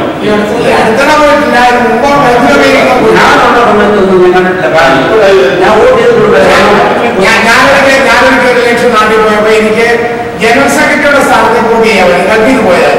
അപ്പൊ ആ സമയത്ത് ഒരു ക്ലാസ് എന്റെ പേരിലേ കൊണ്ട് തന്നു. അപ്പൊ നിൽക്കുന്ന മൊത്തം സ്ഥാനാർത്ഥികളുടെ പേരെഴുതും. പേരെഴുതിയിട്ട് അത് എഴുതി നിങ്ങൾ കടിമാനോട് കൊണ്ട് വോട്ട് ചെയ്യരുത്, പണം പ്രാർത്ഥിച്ച് വിനയത്തോടുകൂടെ ദൈവാനുമാനം നടത്തിപ്പോഴേ വോട്ട് ചെയ്യാമെന്ന് പറഞ്ഞിട്ട് ഉള്ളയുടെ പേരിലോട്ട് നടന്നു. അപ്പൊ അത് വേറെക്കാവുന്ന പേര് ഒരു മറുവശം ചിന്തിച്ചാൽ ചിലപ്പോൾ ചില ആൾക്കാർ വേണമെങ്കിൽ ഇതിനു വേണ്ടി വിമർശിക്കാൻ പാനൽ നല്ലൊരു അഭിപ്രായം തന്നെയാണെന്ന് പറയാം. കാരണം ഒരേ അഭിപ്രായമുള്ളവർ, ഒരേ ചിന്താഗതിയുള്ളവർ അവർ ഒന്നിച്ച് പ്രവർത്തിക്കുമ്പോൾ കൂടുതൽ കാര്യങ്ങൾ ചെയ്യാം. അല്ലെങ്കിൽ ഒരാൾക്ക് വ്യത്യസ്തമായ അഭിപ്രായമുണ്ട്, മറ്റേ കൂടെ നിൽക്കുന്ന ആൾക്ക് വേറൊരു തരത്തിലുള്ള അഭിപ്രായ വ്യത്യാസം ഉണ്ടെങ്കിൽ അത് മുന്നോട്ട് പോകാൻ ചിലപ്പോൾ അവർക്കൊരു ബുദ്ധിമുട്ടായിരിക്കും. അപ്പൊ അതുകൊണ്ട് ഒരേ സ്വരമുള്ളവർ ഒന്നിച്ച് ചേർന്ന് പ്രവർത്തിക്കുമ്പോൾ ചില കാര്യങ്ങൾ ചെയ്യാൻ കഴിയും എന്നുള്ള ചിലപ്പോൾ വിശ്വാസമുള്ളവരാണ്. അതുകൊണ്ട് അവർ പറയാം പാനൽ നല്ലൊരു കാര്യമാണ്. പാനൽ നല്ലൊരു കാര്യമാണ്. കാരണം ഒത്തിരി കാര്യങ്ങൾ ചെയ്യാൻ കഴിയും. കാരണം ഞങ്ങൾക്ക് അഭിപ്രായ വ്യത്യാസം ഉണ്ടാകുന്നില്ല, നമ്മൾ ഒന്നിച്ച് പ്രവർത്തിക്കുന്നു എന്നുള്ള ഐക്യത ഇവിടെ കൊണ്ടുവരുന്നു എന്ന് പറയുന്നു. അതിന്റെ ദോഷവശം ഇവിടെ ചൂണ്ടിക്കാണിച്ചു. അതേസമയം തന്നെ എന്റെ നല്ല വശങ്ങൾ ഒരുപക്ഷെ കാണാം എന്ന് പറഞ്ഞാൽ എന്നെ മുഴുവൻ അതൊരു അനാത്മീയൊന്നും നൽകാനില്ല. പാനലിന്റെ പ്രശ്നം ഞങ്ങൾ പറഞ്ഞത് എതിർ പാനലിലുള്ളവരുമായിട്ടുള്ള പ്രശ്നമാണ് ഇവിടുത്തെ പ്രശ്നം. അല്ലാതെ അവര് തീർച്ചയായിട്ടും പാനൽ എന്ന് പറയുന്ന ഒരു ഗ്രൂപ്പാണ്, അവരൊരേ അഭിപ്രായക്കാരാണ്. എന്നാൽ എതിർ പാനൽ അതുപോലെ തന്നെ ഒരു ഗ്രൂപ്പുണ്ട്. അവരുമായി സഭയിലുണ്ടാകുന്ന പ്രശ്നം നേരത്തെ പാസ്റ്റർ പറഞ്ഞതുപോലെ സഭയിൽ വന്നിട്ട് പിന്നെ തിരുവനന്തപുരം കൊടുക്കുമ്പോഴും ദൈവവചനം ശുശ്രൂഷിക്കുമ്പോഴും ഈ രണ്ട് ഗ്രൂപ്പ് എല്ലായിടത്തും റിഫ്ലക്ട് ചെയ്യാം. കൗൺസിൽ മീറ്റിംഗ് ഉണ്ടെന്നാണ്. യെസ്,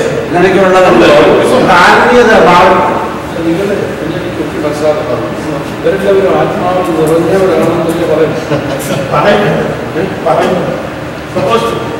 വൃത്തത്തിൽ മൂന്നാമനാകുന്നത് പരിശുദ്ധാത്മാവിനെ വെച്ച് അപവാദം പറയുന്നത് ശരിയാണ്.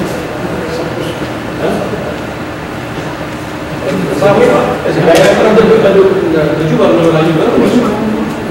ഒരു വിഭാഗം ആളുകൾ ക്രൈസ്തവ സഭയുടെ ആർക്കും സഭയെ ചെയ്യും എവിടെ നിന്ന് വേണമെങ്കിൽ കാണിച്ചു തരാം. ശരിക്കും പ്ലാൻ ചെയ്ത് കഴിഞ്ഞാൽ പറയുന്നതൊന്നും പഠിച്ചെടുക്കാൻ പറ്റില്ല. കുറേ ആളുകൾ അവിടെ കഴിഞ്ഞാൽ അങ്ങനെ കയറി വന്നു കഴിഞ്ഞാൽ അതിനെതിരെ നിലകൊള്ളുന്ന സാഹചര്യം വന്നാൽ പാനലായിട്ട് നിൽക്കുന്നതിനുണ്ടോ?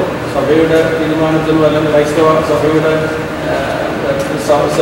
ആ സഭയുടെ പ്രമാണത്തിനെതിരായിട്ട് ആരെങ്കിലും കയറി വന്നു കഴിഞ്ഞാൽ ആരംഭകാലങ്ങളിൽ പൊറുക്കരേണ്ടിൽ തന്നെ പോകാനോ പൗലോസ് തന്നെ അവതരിക്കുമ്പോൾ തന്നെ വിശ്വസിച്ചിട്ടുള്ള കൂട്ടം എല്ലാം ഏക മനസ്സും ഉള്ളവരായിരുന്നു. അവർ ഐക്യമായി വേല ചെയ്തത്.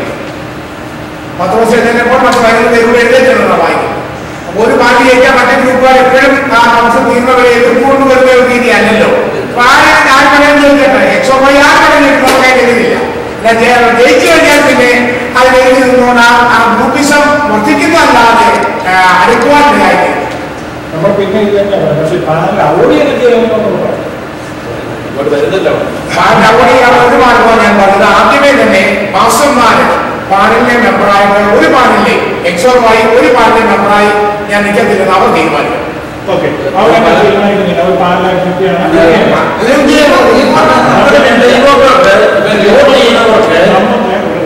അങ്ങനെ വോട്ട് ചെയ്യുന്നവർക്ക് പാൻ ചെയ്യുന്നവർ വോട്ട് ചെയ്യാറില്ല. അത് അതിന് മുന്നോട്ടാണ് പാൻ വോട്ട് ചെയ്ത്. അപ്പൊ അങ്ങനെ വോട്ട് ചെയ്യാൻ ഇതിന് കഴിഞ്ഞ് ആരാതിന്റെ അധികാരം ഇതിന്റെ മേൽസ്ഥാനത്ത് വരുന്നതാരോ ആ അതിരിക്കുന്നതിൽ നിൽക്കുന്നതെല്ലാം മാറി നിൽക്കണമെന്ന് പറഞ്ഞാൽ പിന്നെ ഈ മേൽസ്ഥാനത്ത് വരേണ്ടതാണ്. എന്നോട് നമ്മളിവിടെ എല്ലാം ഡിസ്കസ് ചെയ്താലും കൊടുക്കാൻ വയ്യാത്ത പറഞ്ഞു.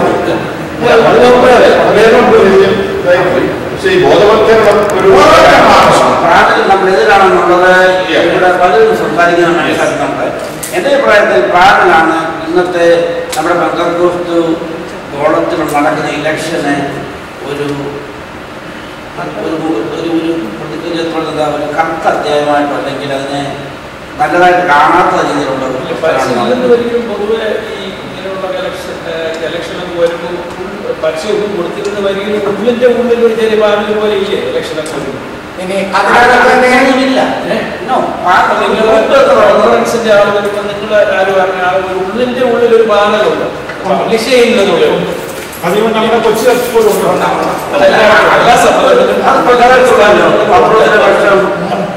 ഇതൊന്ന് കുറച്ച് കൂടുതലായി പോയി എന്നുള്ളതാണ് എൻ്റെ അഭിപ്രായത്തിൽ. പണം ചെലവാക്കി മത്സര ബുദ്ധിയോടെ, അതായത് ഒരു മത്സരമായിട്ടാണ് നമ്മുടെ നാട്ടിലെ പിന്നെ ഒരു കാര്യങ്ങളുണ്ട്. നല്ല കിംബാക്ക് കിട്ടുമല്ലോ ഇത്രയും പണം മുടക്കിയാൽ അതുപോലെ കാശുകാരാണ് മത്സരിക്കുന്നതല്ല. അല്ല, മത്സരിക്കുന്നതല്ല. അവിടെ പുറകിൽ പൈസ എറിവാൻ കഴിവുള്ള ജനങ്ങൾ പുറകിലുണ്ട്. അവർ വേണ്ടുകൂടെ പൈസ ഇവർക്ക് വേണ്ടി വാരി അറിയും. അവർക്ക് എന്തെങ്കിലും ലഭിക്കും. അവർക്ക് അവരുടെ കാര്യങ്ങൾക്ക് എന്തെങ്കിലും കൂടെ സാധിച്ചെടുക്കാൻ പറ്റും. ഏതെങ്കിലും ചോദവരുടെ പിന്നെ ഇന്ന കാര്യങ്ങൾക്കൊക്കെ സാധിക്കാൻ പറ്റിയിരുന്നു. എവർക്കും പ്രയോജനമുണ്ടോ? ഈ നേതാക്കന്മാർ വരുന്നവര് അവരെ കല്യാണത്തിന് വിളിക്കും. അവര് പ്രസിഡന്റ് പ്രസിഡന്റിനെ ഫ്യൂണൽ വിളിക്കണം. പ്രസിഡന്റിന്റെ കുഴപ്പമല്ലല്ലോ, അവരെ പോയി വിളിക്കുന്നില്ല. നമ്മളായാലും നിങ്ങളായാലും പോയി വിളിക്കുന്നുണ്ടല്ലേ? പ്രയോജനം വെച്ചോണ്ട് പ്രയോജനമുണ്ട്. വന്നാൽ തീർച്ചയായിട്ടും സാധാരണ ഉള്ളവരെക്കാൾ ശുശ്രൂഷയ്ക്കും ഒക്കെ എപ്പോഴും ജാക്ഷൻ എല്ലാം അവരെ കൊണ്ടാണോ കാര്യങ്ങൾ ചെയ്യുന്നതല്ല. കൺവെൻഷൻ വരികയാണെങ്കിൽ അത് സംബന്ധമായിട്ട് അങ്ങനെയുള്ള കാര്യങ്ങൾ പറഞ്ഞാൽ സഭാജനങ്ങളാണ് ഇവരെ പ്രവർത്തിക്കുന്നത്. സഭാജനങ്ങളെ പ്രവർത്തകർ ചെയ്യുന്നുണ്ട്, ഇതിനെ പ്രൊമോട്ട് ചെയ്യുന്നുണ്ട്, അറിഞ്ഞോ അറിയാതെ പ്രൊമോട്ട് ചെയ്യുന്നുണ്ട്.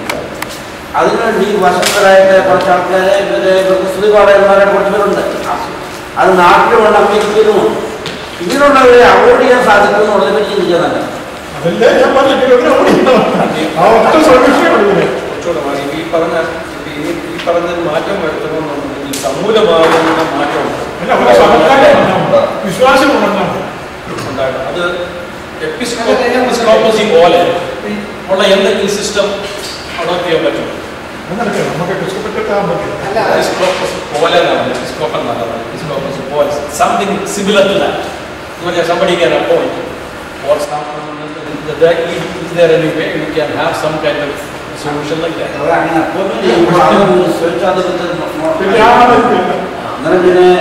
ഇപ്പം ഞാൻ എക്സ്ട്രാ വയ്യായ ആളിൻ്റെ കുടുംബത്തിൽപ്പെട്ട ആളെയോ സ്വന്തത്തിൽപ്പെട്ടവരെയോ ആക്കാൻ ശ്രമിക്കത്തുള്ളൂ. കാരണം അതുപോലെ ഉള്ള ചില കാര്യങ്ങളാണ് ഇപ്പോൾ നടക്കുന്നുമുണ്ട്. അപ്പോൾ അതിനുണ്ടെങ്കിൽ തീർച്ചയായിട്ടും അവിടെ സ്വന്തത്തിലുള്ളവരെ ആക്കാനാണ് നടക്കുന്നത്. പിന്നെ എപ്പിസ്കോപ്പസിക്ക് വേറെ പ്രത്യേകത. Episcopacy എന്നല്ല. അല്ല, Similar to something. അവിടെ I did not say പ്രത്യേകത. അവർ വിവാഹം I'm not against episcopacy. അല്ല, അവരെ ഒന്നാമത് വിവാഹമല്ല, അവർ പേഴ്സണൽ താല്പര്യങ്ങൾ വളരെ കുറവ്. നമ്മുടെ ഇവിടെ Yeah, I agree. നമ്മുടെ ഈ ചർച്ചാ വിഷയത്തിൽ ഇതിന്റെ മുന്നിൽ നിൽക്കുന്ന നേതാക്കന്മാരെ വിളിച്ചുകൊണ്ട് ഇങ്ങനെ ഒരു പാനൽ വെച്ചാലോ, അവരെ നമ്മളിവിടെ പറയുമ്പോൾ തന്നെ അവരുടെ അറിവിൽപ്പെടുന്നുണ്ടോ, ഇങ്ങനെ പൊതുജനങ്ങൾ ഇങ്ങനെ സംസാരിക്കുന്നുണ്ട്, അവരുടെ പാനൽ തിരിച്ചുള്ള ഈ മത്സര ബുദ്ധി വളരെ സഭയെ നെഗറ്റീവ് റിയാക്ഷൻ ഉണ്ടെന്നുള്ളത് അവർക്ക് അറിവുണ്ടോ എന്നുള്ളത് നമുക്ക് അറിയാം. പക്ഷേ ഇതിനകത്ത് ഒരു കാര്യമുണ്ട്. ഇങ്ങനെയുള്ള 2-3 പേരോട് സംസാരിച്ചിട്ടുണ്ട്, നിൽക്കുന്നവരോട്. അവർ പറയുന്നത് അത് ജനങ്ങളുടെ ആവശ്യമാണ്, അവർ എന്നോട് ആവശ്യപ്പെട്ടുകൊണ്ടാണ് ഞാൻ നിൽക്കുന്നത്. എനിക്ക് വലിയ താല്പര്യം ഉണ്ടായിട്ടില്ല, പക്ഷെ ഈ പ്രാവശ്യം കൂടെ ഞാൻ നിൽക്കുക, കാരണം എല്ലാവരും എന്നെ പ്രേരിപ്പിക്കുന്നു. പിന്നെ ഞാൻ എന്ത് ചെയ്യും? എനിക്ക് മാറി നിൽക്കാൻ കഴിയുന്നില്ല. അതാണ് മറുപടി. അതിനൊരു യാതൊരു വാസ്തവമില്ല. ഒന്നുമില്ല, നമുക്കറിയാം. ഞാൻ ഒരു പ്രാവശ്യം ഒരാളോട് നിശ്ചിക്കുന്നുണ്ടല്ലേ, അപ്പോൾ ഞാൻ നിൽക്കുന്ന ജസ്റ്റ് എന്നോട് പലരും ആവശ്യപ്പെടുന്നു.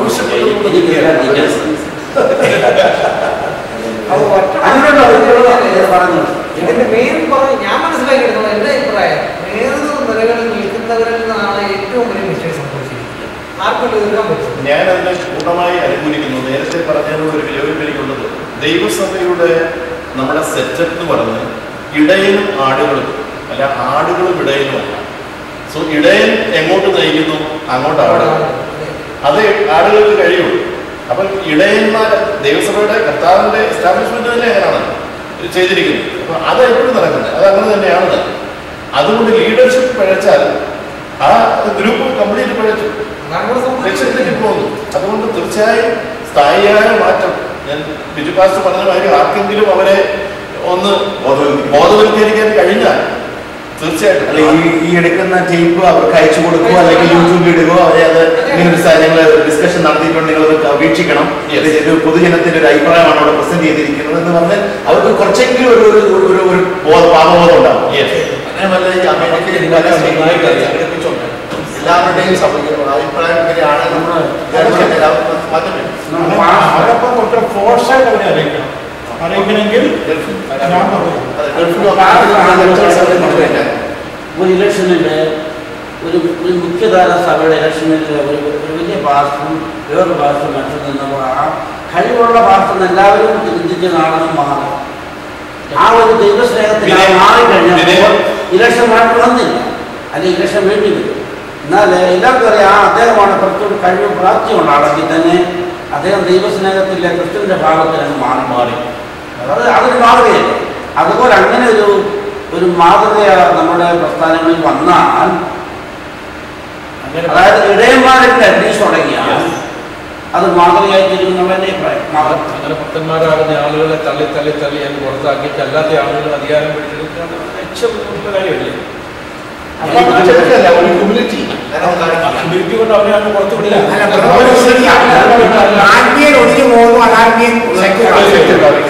അങ്ങനെ ഉണ്ടാകുന്നുണ്ട്.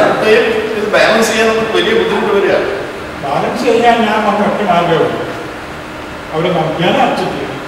അതൊക്കെ മാഷ് പറഞ്ഞ പോലെ അവരുടെ ആൾക്കാർ തന്നെ സഭയിൽ അംഗീകരിച്ചു. ഒരു മാഷ് അവർ ദൈവം അംഗീകരിച്ചാൽ നമുക്ക് അങ്ങനെ പറയാൻ പറ്റും.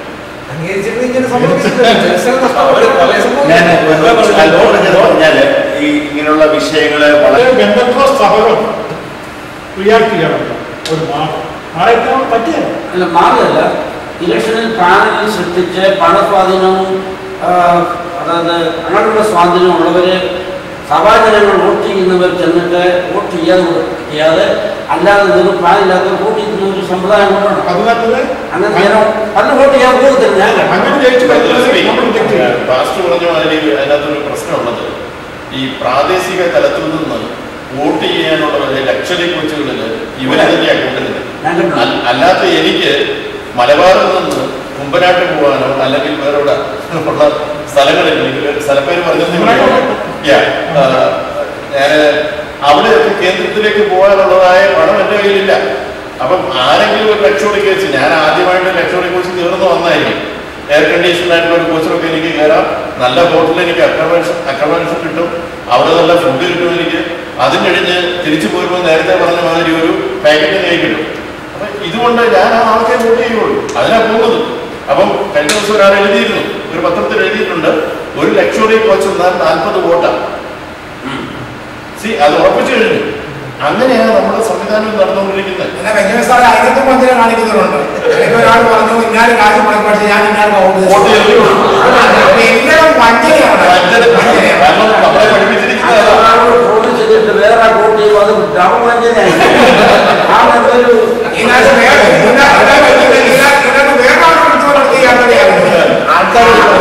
അദ്ദേഹം പാനലിന്റെ അംഗമായിരുന്നു. അദ്ദേഹം പാനലിന്റെ അംഗമായിരുന്നിട്ട് അദ്ദേഹത്തിന്റെ ആളുകളോട് പറഞ്ഞു എന്റെ പേര് മാത്രമേ എഴുതാൻ പറയും, ആരും പേര് എഴുതരുത്. കൂടുതൽ പാനലിൽ ആരുടെ പേര് ചെയ്യില്ല എഴുതി, കാരണം വോട്ട് പറഞ്ഞ വോട്ട് കിട്ടി. ഇവിടെ നമ്മൾ സീരിയസ് ആയിട്ട് ചിന്തിക്കുന്ന മറ്റു കാര്യം, ഇങ്ങനത്തെ നമ്മുടെ രാഷ്ട്രീയത്തിൽ വണ്ടി കൊണ്ട് വന്ന ആളുകളെ കൊണ്ടുപോകാൻ പോലും പറ്റില്ല. ഇല്ല, അവിടെ ഉപേക്ഷിക്കണം.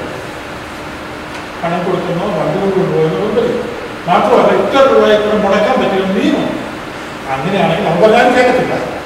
ഈ ഇലക്ഷന് വേണ്ടി ഒരു പൈസ പോലും മുടക്കരുത്. നിയമമാണ്. എല്ലാ വണ്ടി കൊണ്ട് അതിനെ കൊണ്ടുവരുന്ന നിയമമാണ്. അതെ, നിയമം നമ്മൾ അനുസരിച്ചു കൂടി അടുത്ത നിയമം ഉണ്ടാക്കുന്ന നമ്മളല്ല. കഴിഞ്ഞ ദിവസം ഒരു പേപ്പർ പത്രാധിപർ കത്തി മലബാറിൽ മറ്റുള്ള ദേവദാസാണ്. ഇതിനകത്ത് ഞാൻ വായിച്ചു, ആ മുടക്കുന്ന പൈസ കുറച്ചൊക്കെ ഞങ്ങളുടെ വേലയ്ക്ക് വേണ്ടി മുടക്കുന്നതിന് വേല മെച്ചപ്പിടിച്ചില്ല.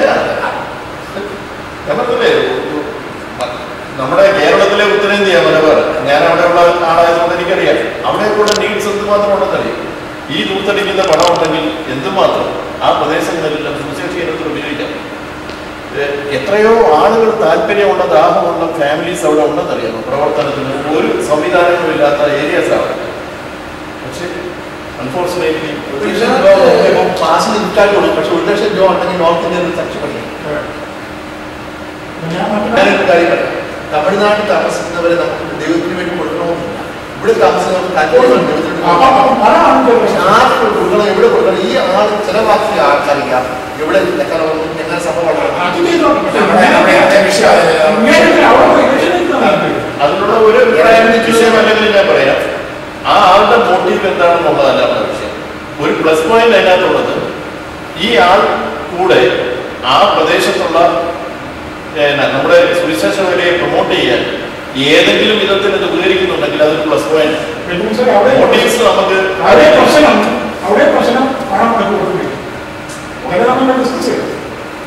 സുവിശേഷീകരണത്തിന്റെ ആവശ്യമില്ലല്ലോ.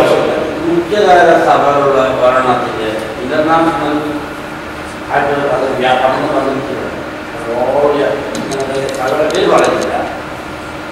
അതിന്റെ അമേരിക്കയിലുണ്ട്, കാനഡയിലുണ്ട്, ബ്രിട്ടീഷിലുണ്ട്.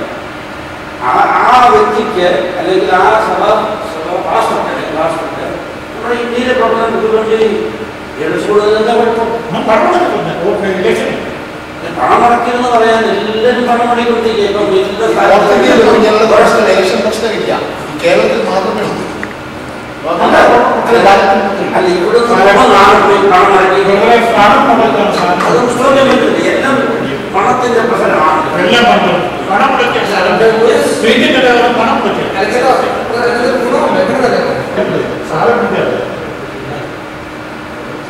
ഓക്കെ, നമുക്ക് വിഷയത്തിലേക്ക് അടുത്ത ചോദ്യങ്ങൾ.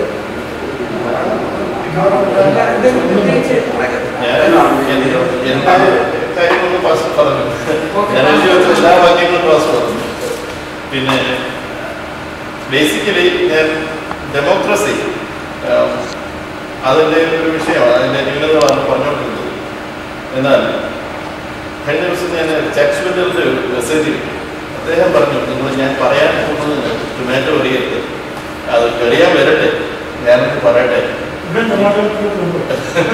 പ്രസംഗത്തിൽ പറഞ്ഞത് ഞാൻ പറഞ്ഞു. അപ്പോൾ ഏറ്റവും ബെസ്റ്റായിട്ടുള്ള രീതി സമ്പ്രദായം ഏതാണ്? ഡെമോക്രസി ആണോ എന്ന് അദ്ദേഹം ഒരു ചോദ്യം ചോദിച്ചിട്ട് അദ്ദേഹം പറഞ്ഞു മോണോക്രസിയാണ്. പക്ഷേ നമ്മുടെ പ്രശ്നം നേരത്തെ പറഞ്ഞതാണ്. കാരണം ബൈബിൾ പറയുന്നത് മോണോക്രസിയാണ്. ഇനി നമ്മൾ പ്രതീക്ഷിച്ചിരിക്കുന്ന ഒരു മോണോക്രസിയെ കുറിച്ചാണ്. കർത്താവ് വരുമ്പോൾ ഈ ഇലക്ഷൻ ഉള്ളവരാണോ ഭരിക്കാൻ പോകുന്നത്? കർത്താവ് ഭരിക്കാൻ പോകുന്നത്. അങ്ങനെ ഒരു സിസ്റ്റം സെറ്റപ്പുമാണ് വേണ്ടത്. ബട്ട് അൺഫോർച്ചുനേറ്റ്ലി നമ്മൾ തുടക്കത്തിൽ പറഞ്ഞതുപോലെ നമ്മുടെ ഇന്നത്തെ സോഷ്യൽ സെറ്റപ്പ് സിസ്റ്റം, നമ്മുടെ ഗവൺമെന്റിന്റെ റൂൾസ് റെഗുലേഷൻസ് ഇതെല്ലാം വെച്ച് നമുക്ക് അങ്ങനെ ഒരു സംവിധാനത്തിൽ പോകാൻ കഴിയുന്നില്ല.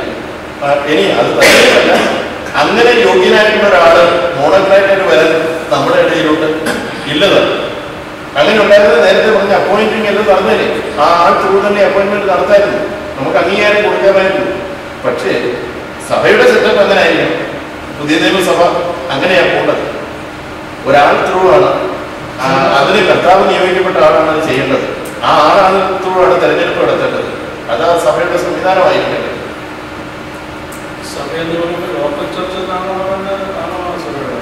ലോക്കൽ ചർച്ച് തുടങ്ങി ആഗമന സഭ വരെ എല്ലാം അതിന്റെ റിപ്ലിക്കയാണ്. ഈവൻ ലോക്കൽ ചർച്ച് എന്ന് പറയുമ്പോൾ തന്നെ നമ്മൾ ആഗോള സഭയുടെ ഒരു റിപ്ലിക്കയാണ് അല്ലേ? ആഗമന സഭയെ കുറിച്ച് തന്നെ പറയുന്നുള്ളൂ പുസ്തകത്തിൽ. ലോക്കൽ സഭയെ കുറിച്ച് അതിന്റെ ഭാഗമായിട്ടേ പറയുന്നുള്ളൂ തന്നെ. പൗലോസൊക്കെ അപ്പോയിന്റ് ചെയ്യുന്നു.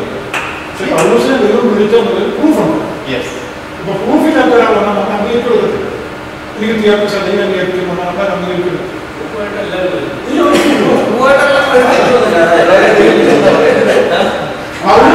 പൗലോസ് വ്യക്തമായ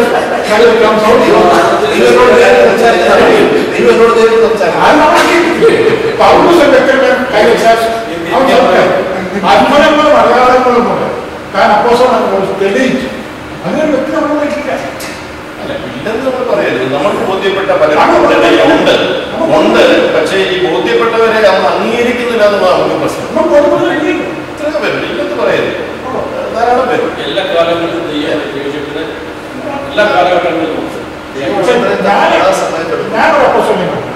അല്ല, ഞാൻ എന്നുള്ള നിർവചനമല്ല പറഞ്ഞ് സഭയെ ഭരിക്കാൻ കൊള്ളാവുന്നതിനും യോഗ്യന്മാരുമായുള്ള ആളുകൾ നമ്മുടെ ഇടയിലുണ്ട്. ഇല്ലെന്ന് നമ്മൾ പറയുന്നത് അതൊരു വേറൊരു വിഷയമാണ്.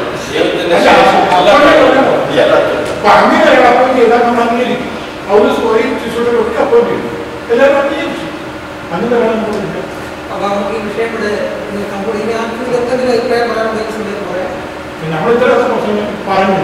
പക്ഷെ എന്ത് ചെയ്യാൻ പറ്റും?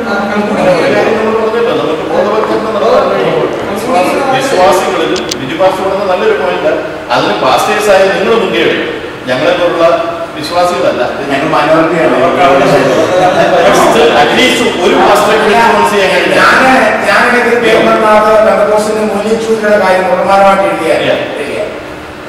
നമ്മുടെ പോളിസി ഞാൻ പറഞ്ഞ ഈച്ച് വൺ ക്യാച്ച് വൺ എന്നുള്ള ആ പോളിസി എടുത്താൽ അറ്റ്ലീസ്റ്റ് ഒരു പാസ്റ്ററെങ്കിലും നമുക്ക് ഇൻഫ്ലുവൻസ് ചെയ്യാൻ കഴിഞ്ഞാൽ രണ്ടുപേരായിരുന്നു. അമേരിക്കയിലുള്ള പാസ്റ്റർമാരെ കോമൺ ആയിട്ടൊരു സജഷൻ അവർക്ക് ഈ ഇലക്ഷനിലൊക്കെ അടുത്ത ഇലക്ഷനിൽ ന്യൂനപക്ഷമാണില്ല. ഒരു മുഖ്യധാര സഭയുടെ കൗൺസിലിൽ പാസ്റ്റർമാരാണ് കൂടുതൽ. പാസ്റ്റർമാരാവട്ടെ നമ്മൾ കൂടുതൽ ഇലക്ഷനിൽ അല്ലെങ്കിൽ കൗൺസിൽ മെമ്പേഴ്സിന്റെ നമ്പർ വിശ്വാസത്തെക്കാൾ കൂടുതൽ. നിങ്ങളുടെ ഈ ന്യൂനപക്ഷം നിങ്ങളുടെ മെസ്സേജ് മുഴുവൻ അതല്ലേ? അത്രയും ജനങ്ങളെ നിങ്ങൾ ഇൻഫ്ലുവൻസ് ചെയ്തു. അല്ലാതെ നിങ്ങളുടെ വോയിസും ഞങ്ങളെ തമ്മിലുള്ള വ്യത്യാസമാണ്. വരുന്ന വിഷയം എന്ന് പറഞ്ഞാൽ നമ്മൾ സംസാരിക്കുന്ന ഒരു പ്രസംഗമോ അല്ലെങ്കിൽ ലേഖനമോ എഴുതി കഴിഞ്ഞാൽ അവിടെ നമ്മൾ ചൂണ്ടിക്കാണിക്കും. പുള്ളി തന്നെ പ്രസംഗിച്ച് പുള്ളി തന്നെ മാതൃകയിലുണ്ട് എന്ന് പറഞ്ഞ് നമ്മൾ പിന്നെ നമ്മുടെ കുറ്റങ്ങൾ കണ്ടുപിടിച്ച് നമ്മളെ കരണ്ടായിട്ടാണ്. അപ്പൊ ഇതിനകത്ത് ഒത്തിരി വില കൊടുക്കുന്ന ഒരു സംഭവം കൂടാണ്. ഒരു വില കൊടുക്കുന്ന സംഭവമാണ്. കാരണം പൊതുരംഗത്ത് ആണല്ലോ ചിലരെ വിമർശിക്കുമ്പോൾ അതിന്റെ അർത്ഥം ഞങ്ങളും അതിനോട് ബലിയാടാവില്ല. ഇല്ല, നിങ്ങൾ ഇത്ര ഡിസ്കസ് ചെയ്തുകൊണ്ട് നമ്മൾ ഈ മത്സരിക്കരുതെന്നോ അല്ലെങ്കിൽ എന്തെങ്കിലും സ്ഥാനമായിട്ട് കരുതുന്നോ ആണ്. രണ്ടുപേരും എന്തൊക്കെ വരുന്നുണ്ട് അതൊക്കെ ആയിരിക്കും ഭാഷമായാലും നമ്മുടെ എസ് പി ഇതുപോലെ ബാക്കിയുള്ള ആളുകൾക്ക് കിട്ടുന്ന എല്ലാ സമയങ്ങളും വിനിയോഗിച്ചിരിക്കും. യാതൊരു സംശയമാണ്. പക്ഷെ ഒരു പരിധി കൂടുതൽ ഇതിലായി പോകണം. നമ്മളൊരു പരിധി കൂടുതൽ പോകണം. വിഷയം പറഞ്ഞ ജനങ്ങളോട് പ്രാർത്ഥിക്കാൻ വേണ്ടി ആവശ്യപ്പെടാം. ഇങ്ങനെയുള്ള സംഭവം നടക്കുന്നു, പ്രാർത്ഥന ആവശ്യമാണ്. നിങ്ങൾ ആരും പേര് പറഞ്ഞ് പ്രാർത്ഥിക്കാതെ ഇന്ന ഭാഷയുടെ പാലിൽ നിൽക്കുന്നു പറഞ്ഞ് പേര് പറയാതെ ജനറലായിട്ട് ഇങ്ങനെയുള്ള സംഭവങ്ങൾ നടക്കും. നമ്മുടെ ഇടദിവസമുള്ള പ്രാർത്ഥന യോഗങ്ങളിൽ സഭായോഗമൊന്നും വേണ്ട. ഇടദിവസമുള്ള പ്രാർത്ഥന ചെറിയ കൂട്ടായ്മ വരുമ്പോൾ ഇങ്ങനെയുള്ള വിഷയങ്ങൾ നമ്മുടെ ഇപ്പോൾ സമൂഹത്തെ അല്ലെങ്കിൽ ഇങ്ങനെ വളരെ ബാധിച്ചിരിക്കുന്ന ഒരു വിഷയമാണ്. അതുകൊണ്ട് ഇത് പണം ദുർവിനിയോഗം ചെയ്യുന്നു, കിട്ടേണ്ട പണം ശരിക്കുള്ള സ്ഥലത്തിൽ പോകുന്നില്ല എന്നൊക്കെ പറഞ്ഞ് ഒരു പ്രാർത്ഥന വിഷയമായിട്ട് പറഞ്ഞ് ചിലപ്പോൾ ആ പ്രാർത്ഥന ബലം കൊണ്ട് ദൈവത്തിൽ ചെയ്യാൻ കഴിയാത്ത ഒന്നുമില്ല. ഒരു ആവശ്യത്തോട് ചിലപ്പോൾ ആത്മീയരായ ആൾക്കാർക്ക് വേണ്ടി ഒരു ചേഞ്ച് ആഗ്രഹിക്കുന്നു, വ്യത്യാസം ആഗ്രഹിക്കുന്നവർക്ക് വേണ്ടി ശക്തമായിട്ട് പ്രാർത്ഥിക്കും. അതിൽ കൂടെ നല്ലൊരു വ്യത്യാസം കാണാം. അതിലൂടെ വരുന്നവരെല്ലാം അനാത്മീയരാണെന്ന് ഒരിക്കലും പറയാനില്ല. പക്ഷേ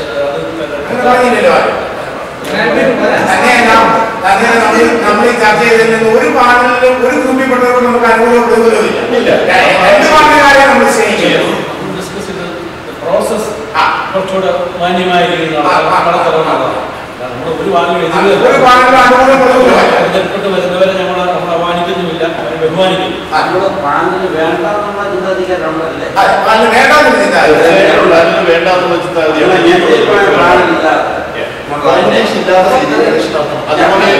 അതുപോലെ ഇങ്ങനെയുള്ള മത്സരത്തിൽ കൂടെ എനിക്ക് അറിയാവുന്ന ഒരാൾ തെറ്റായ രീതിയിലാണ് തെരഞ്ഞെടുക്കപ്പെട്ടു വന്നാൽ അയാളെ റെസ്പെക്ട് ചെയ്യാനും എനിക്ക് പ്രയാസമാണ്.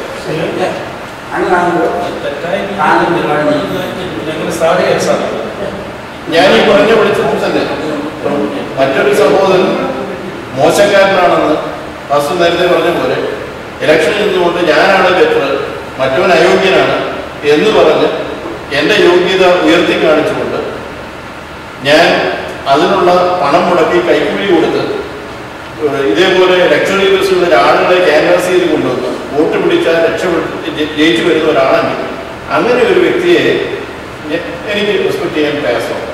ചോദിക്കുന്നത് മലബാറിൽ കിടക്കുന്ന ആളുകൾ വോട്ട് ചെയ്യാൻ വശമില്ലാതെ എങ്ങനെയാണ് വന്നു വെച്ചത്?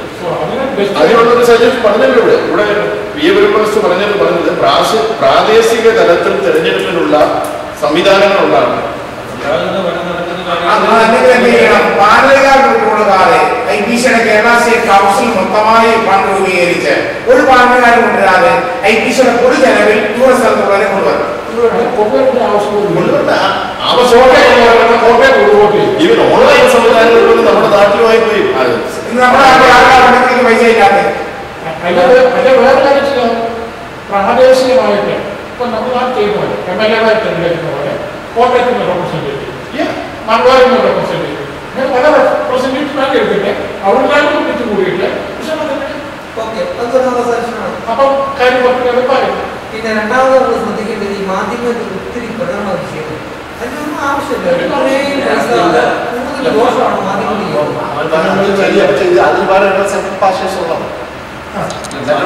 പറഞ്ഞ ലോകസഭയിലെ ആൾക്കാർക്ക് കേൾക്കാറുണ്ട്.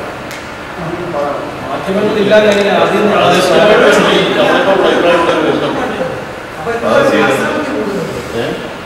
മാധ്യമങ്ങളില്ലാതെ ആരാ മത്സരിക്കുന്നതിനെ സാധാരണക്കാർ അറിയുന്നില്ല. അത് സഭയുടെ ഉള്ളിൽ പോകണം.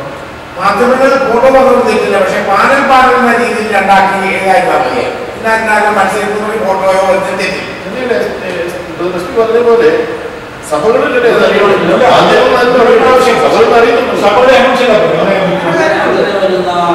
മാധ്യമങ്ങളിൽ വരുന്നവരെ നമ്മൾ ചെയ്യാതെ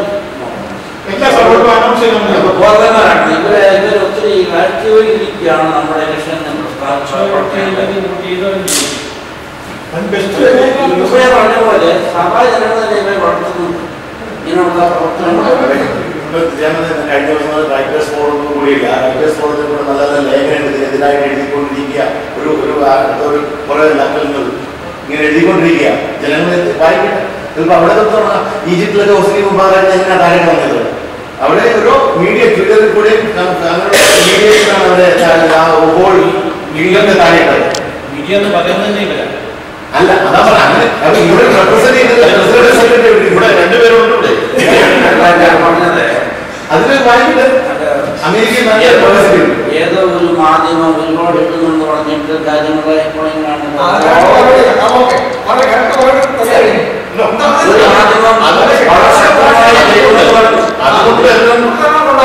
അതുകൊണ്ട് നമ്മുടെ ഇവിടെ നിൽക്കുന്ന ഇൻഫർമേഷൻ ഞാൻ ആ മാധ്യമത്തിലേക്ക് കിടക്കുന്നില്ല. അതുകൊണ്ട് നമ്മുടെ അഭിപ്രായങ്ങൾക്ക് വിലയില്ലെന്നോ അത് ഇടരുതെന്നോ ഇല്ലല്ലോ. നമ്മള് മറ്റൊരാൾ ചെയ്തിട്ടത് സംഭവിച്ചില്ല എന്നതുകൊണ്ട് നമുക്ക് ദൈവം തന്നിരിക്കുന്ന ഈ വേർഡ് നമുക്ക് ആ വിഷനോടുകൂടി തന്നെ സ്റ്റാൻഡ് ഫോർ ചെയ്യാൻ നമുക്ക് കഴിയണം.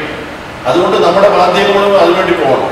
അത് കൺസിസ്റ്റന്റ് ആയിട്ട് അതിനോടൊപ്പമുള്ള പ്രാർത്ഥന വളരെ നല്ലൊരു കാര്യമാണ്. ജനങ്ങളിൽ ഇങ്ങനെ ഒരു ബോധം നമുക്ക് ഉണ്ടാക്കുക. എന്നാ ദൈവമായിട്ട് പ്രാർത്ഥിക്കട്ടെ. നമ്മുടെ ആദിമ പിതാക്കന്മാരൊക്കെ അതല്ലേ ചെയ്ത്. പ്രശ്നങ്ങൾ ഉണ്ടായപ്പോഴൊക്കെ അവർ ഒരുമിച്ച് കൂടി. എന്തിനാ ആദ്യം സഭയിലേക്ക് പോയപ്പോഴും അതല്ലേ ചെയ്ത്. ആദ്യം മാളിക കൂടി ഇരുന്ന് പ്രാർത്ഥിച്ചല്ലേ അവർ തുടങ്ങി. ഏത് പ്രശ്നം ഉണ്ടാകുമ്പോഴും അതിനുള്ള പരിഹാരം പ്രാർത്ഥന ഏറ്റവും അടിസ്ഥാന ഘടകമാണ്. നമുക്ക് ഈ വിഷയത്തിന് വേണ്ടി ശക്തമായി പ്രാർത്ഥിക്കണം.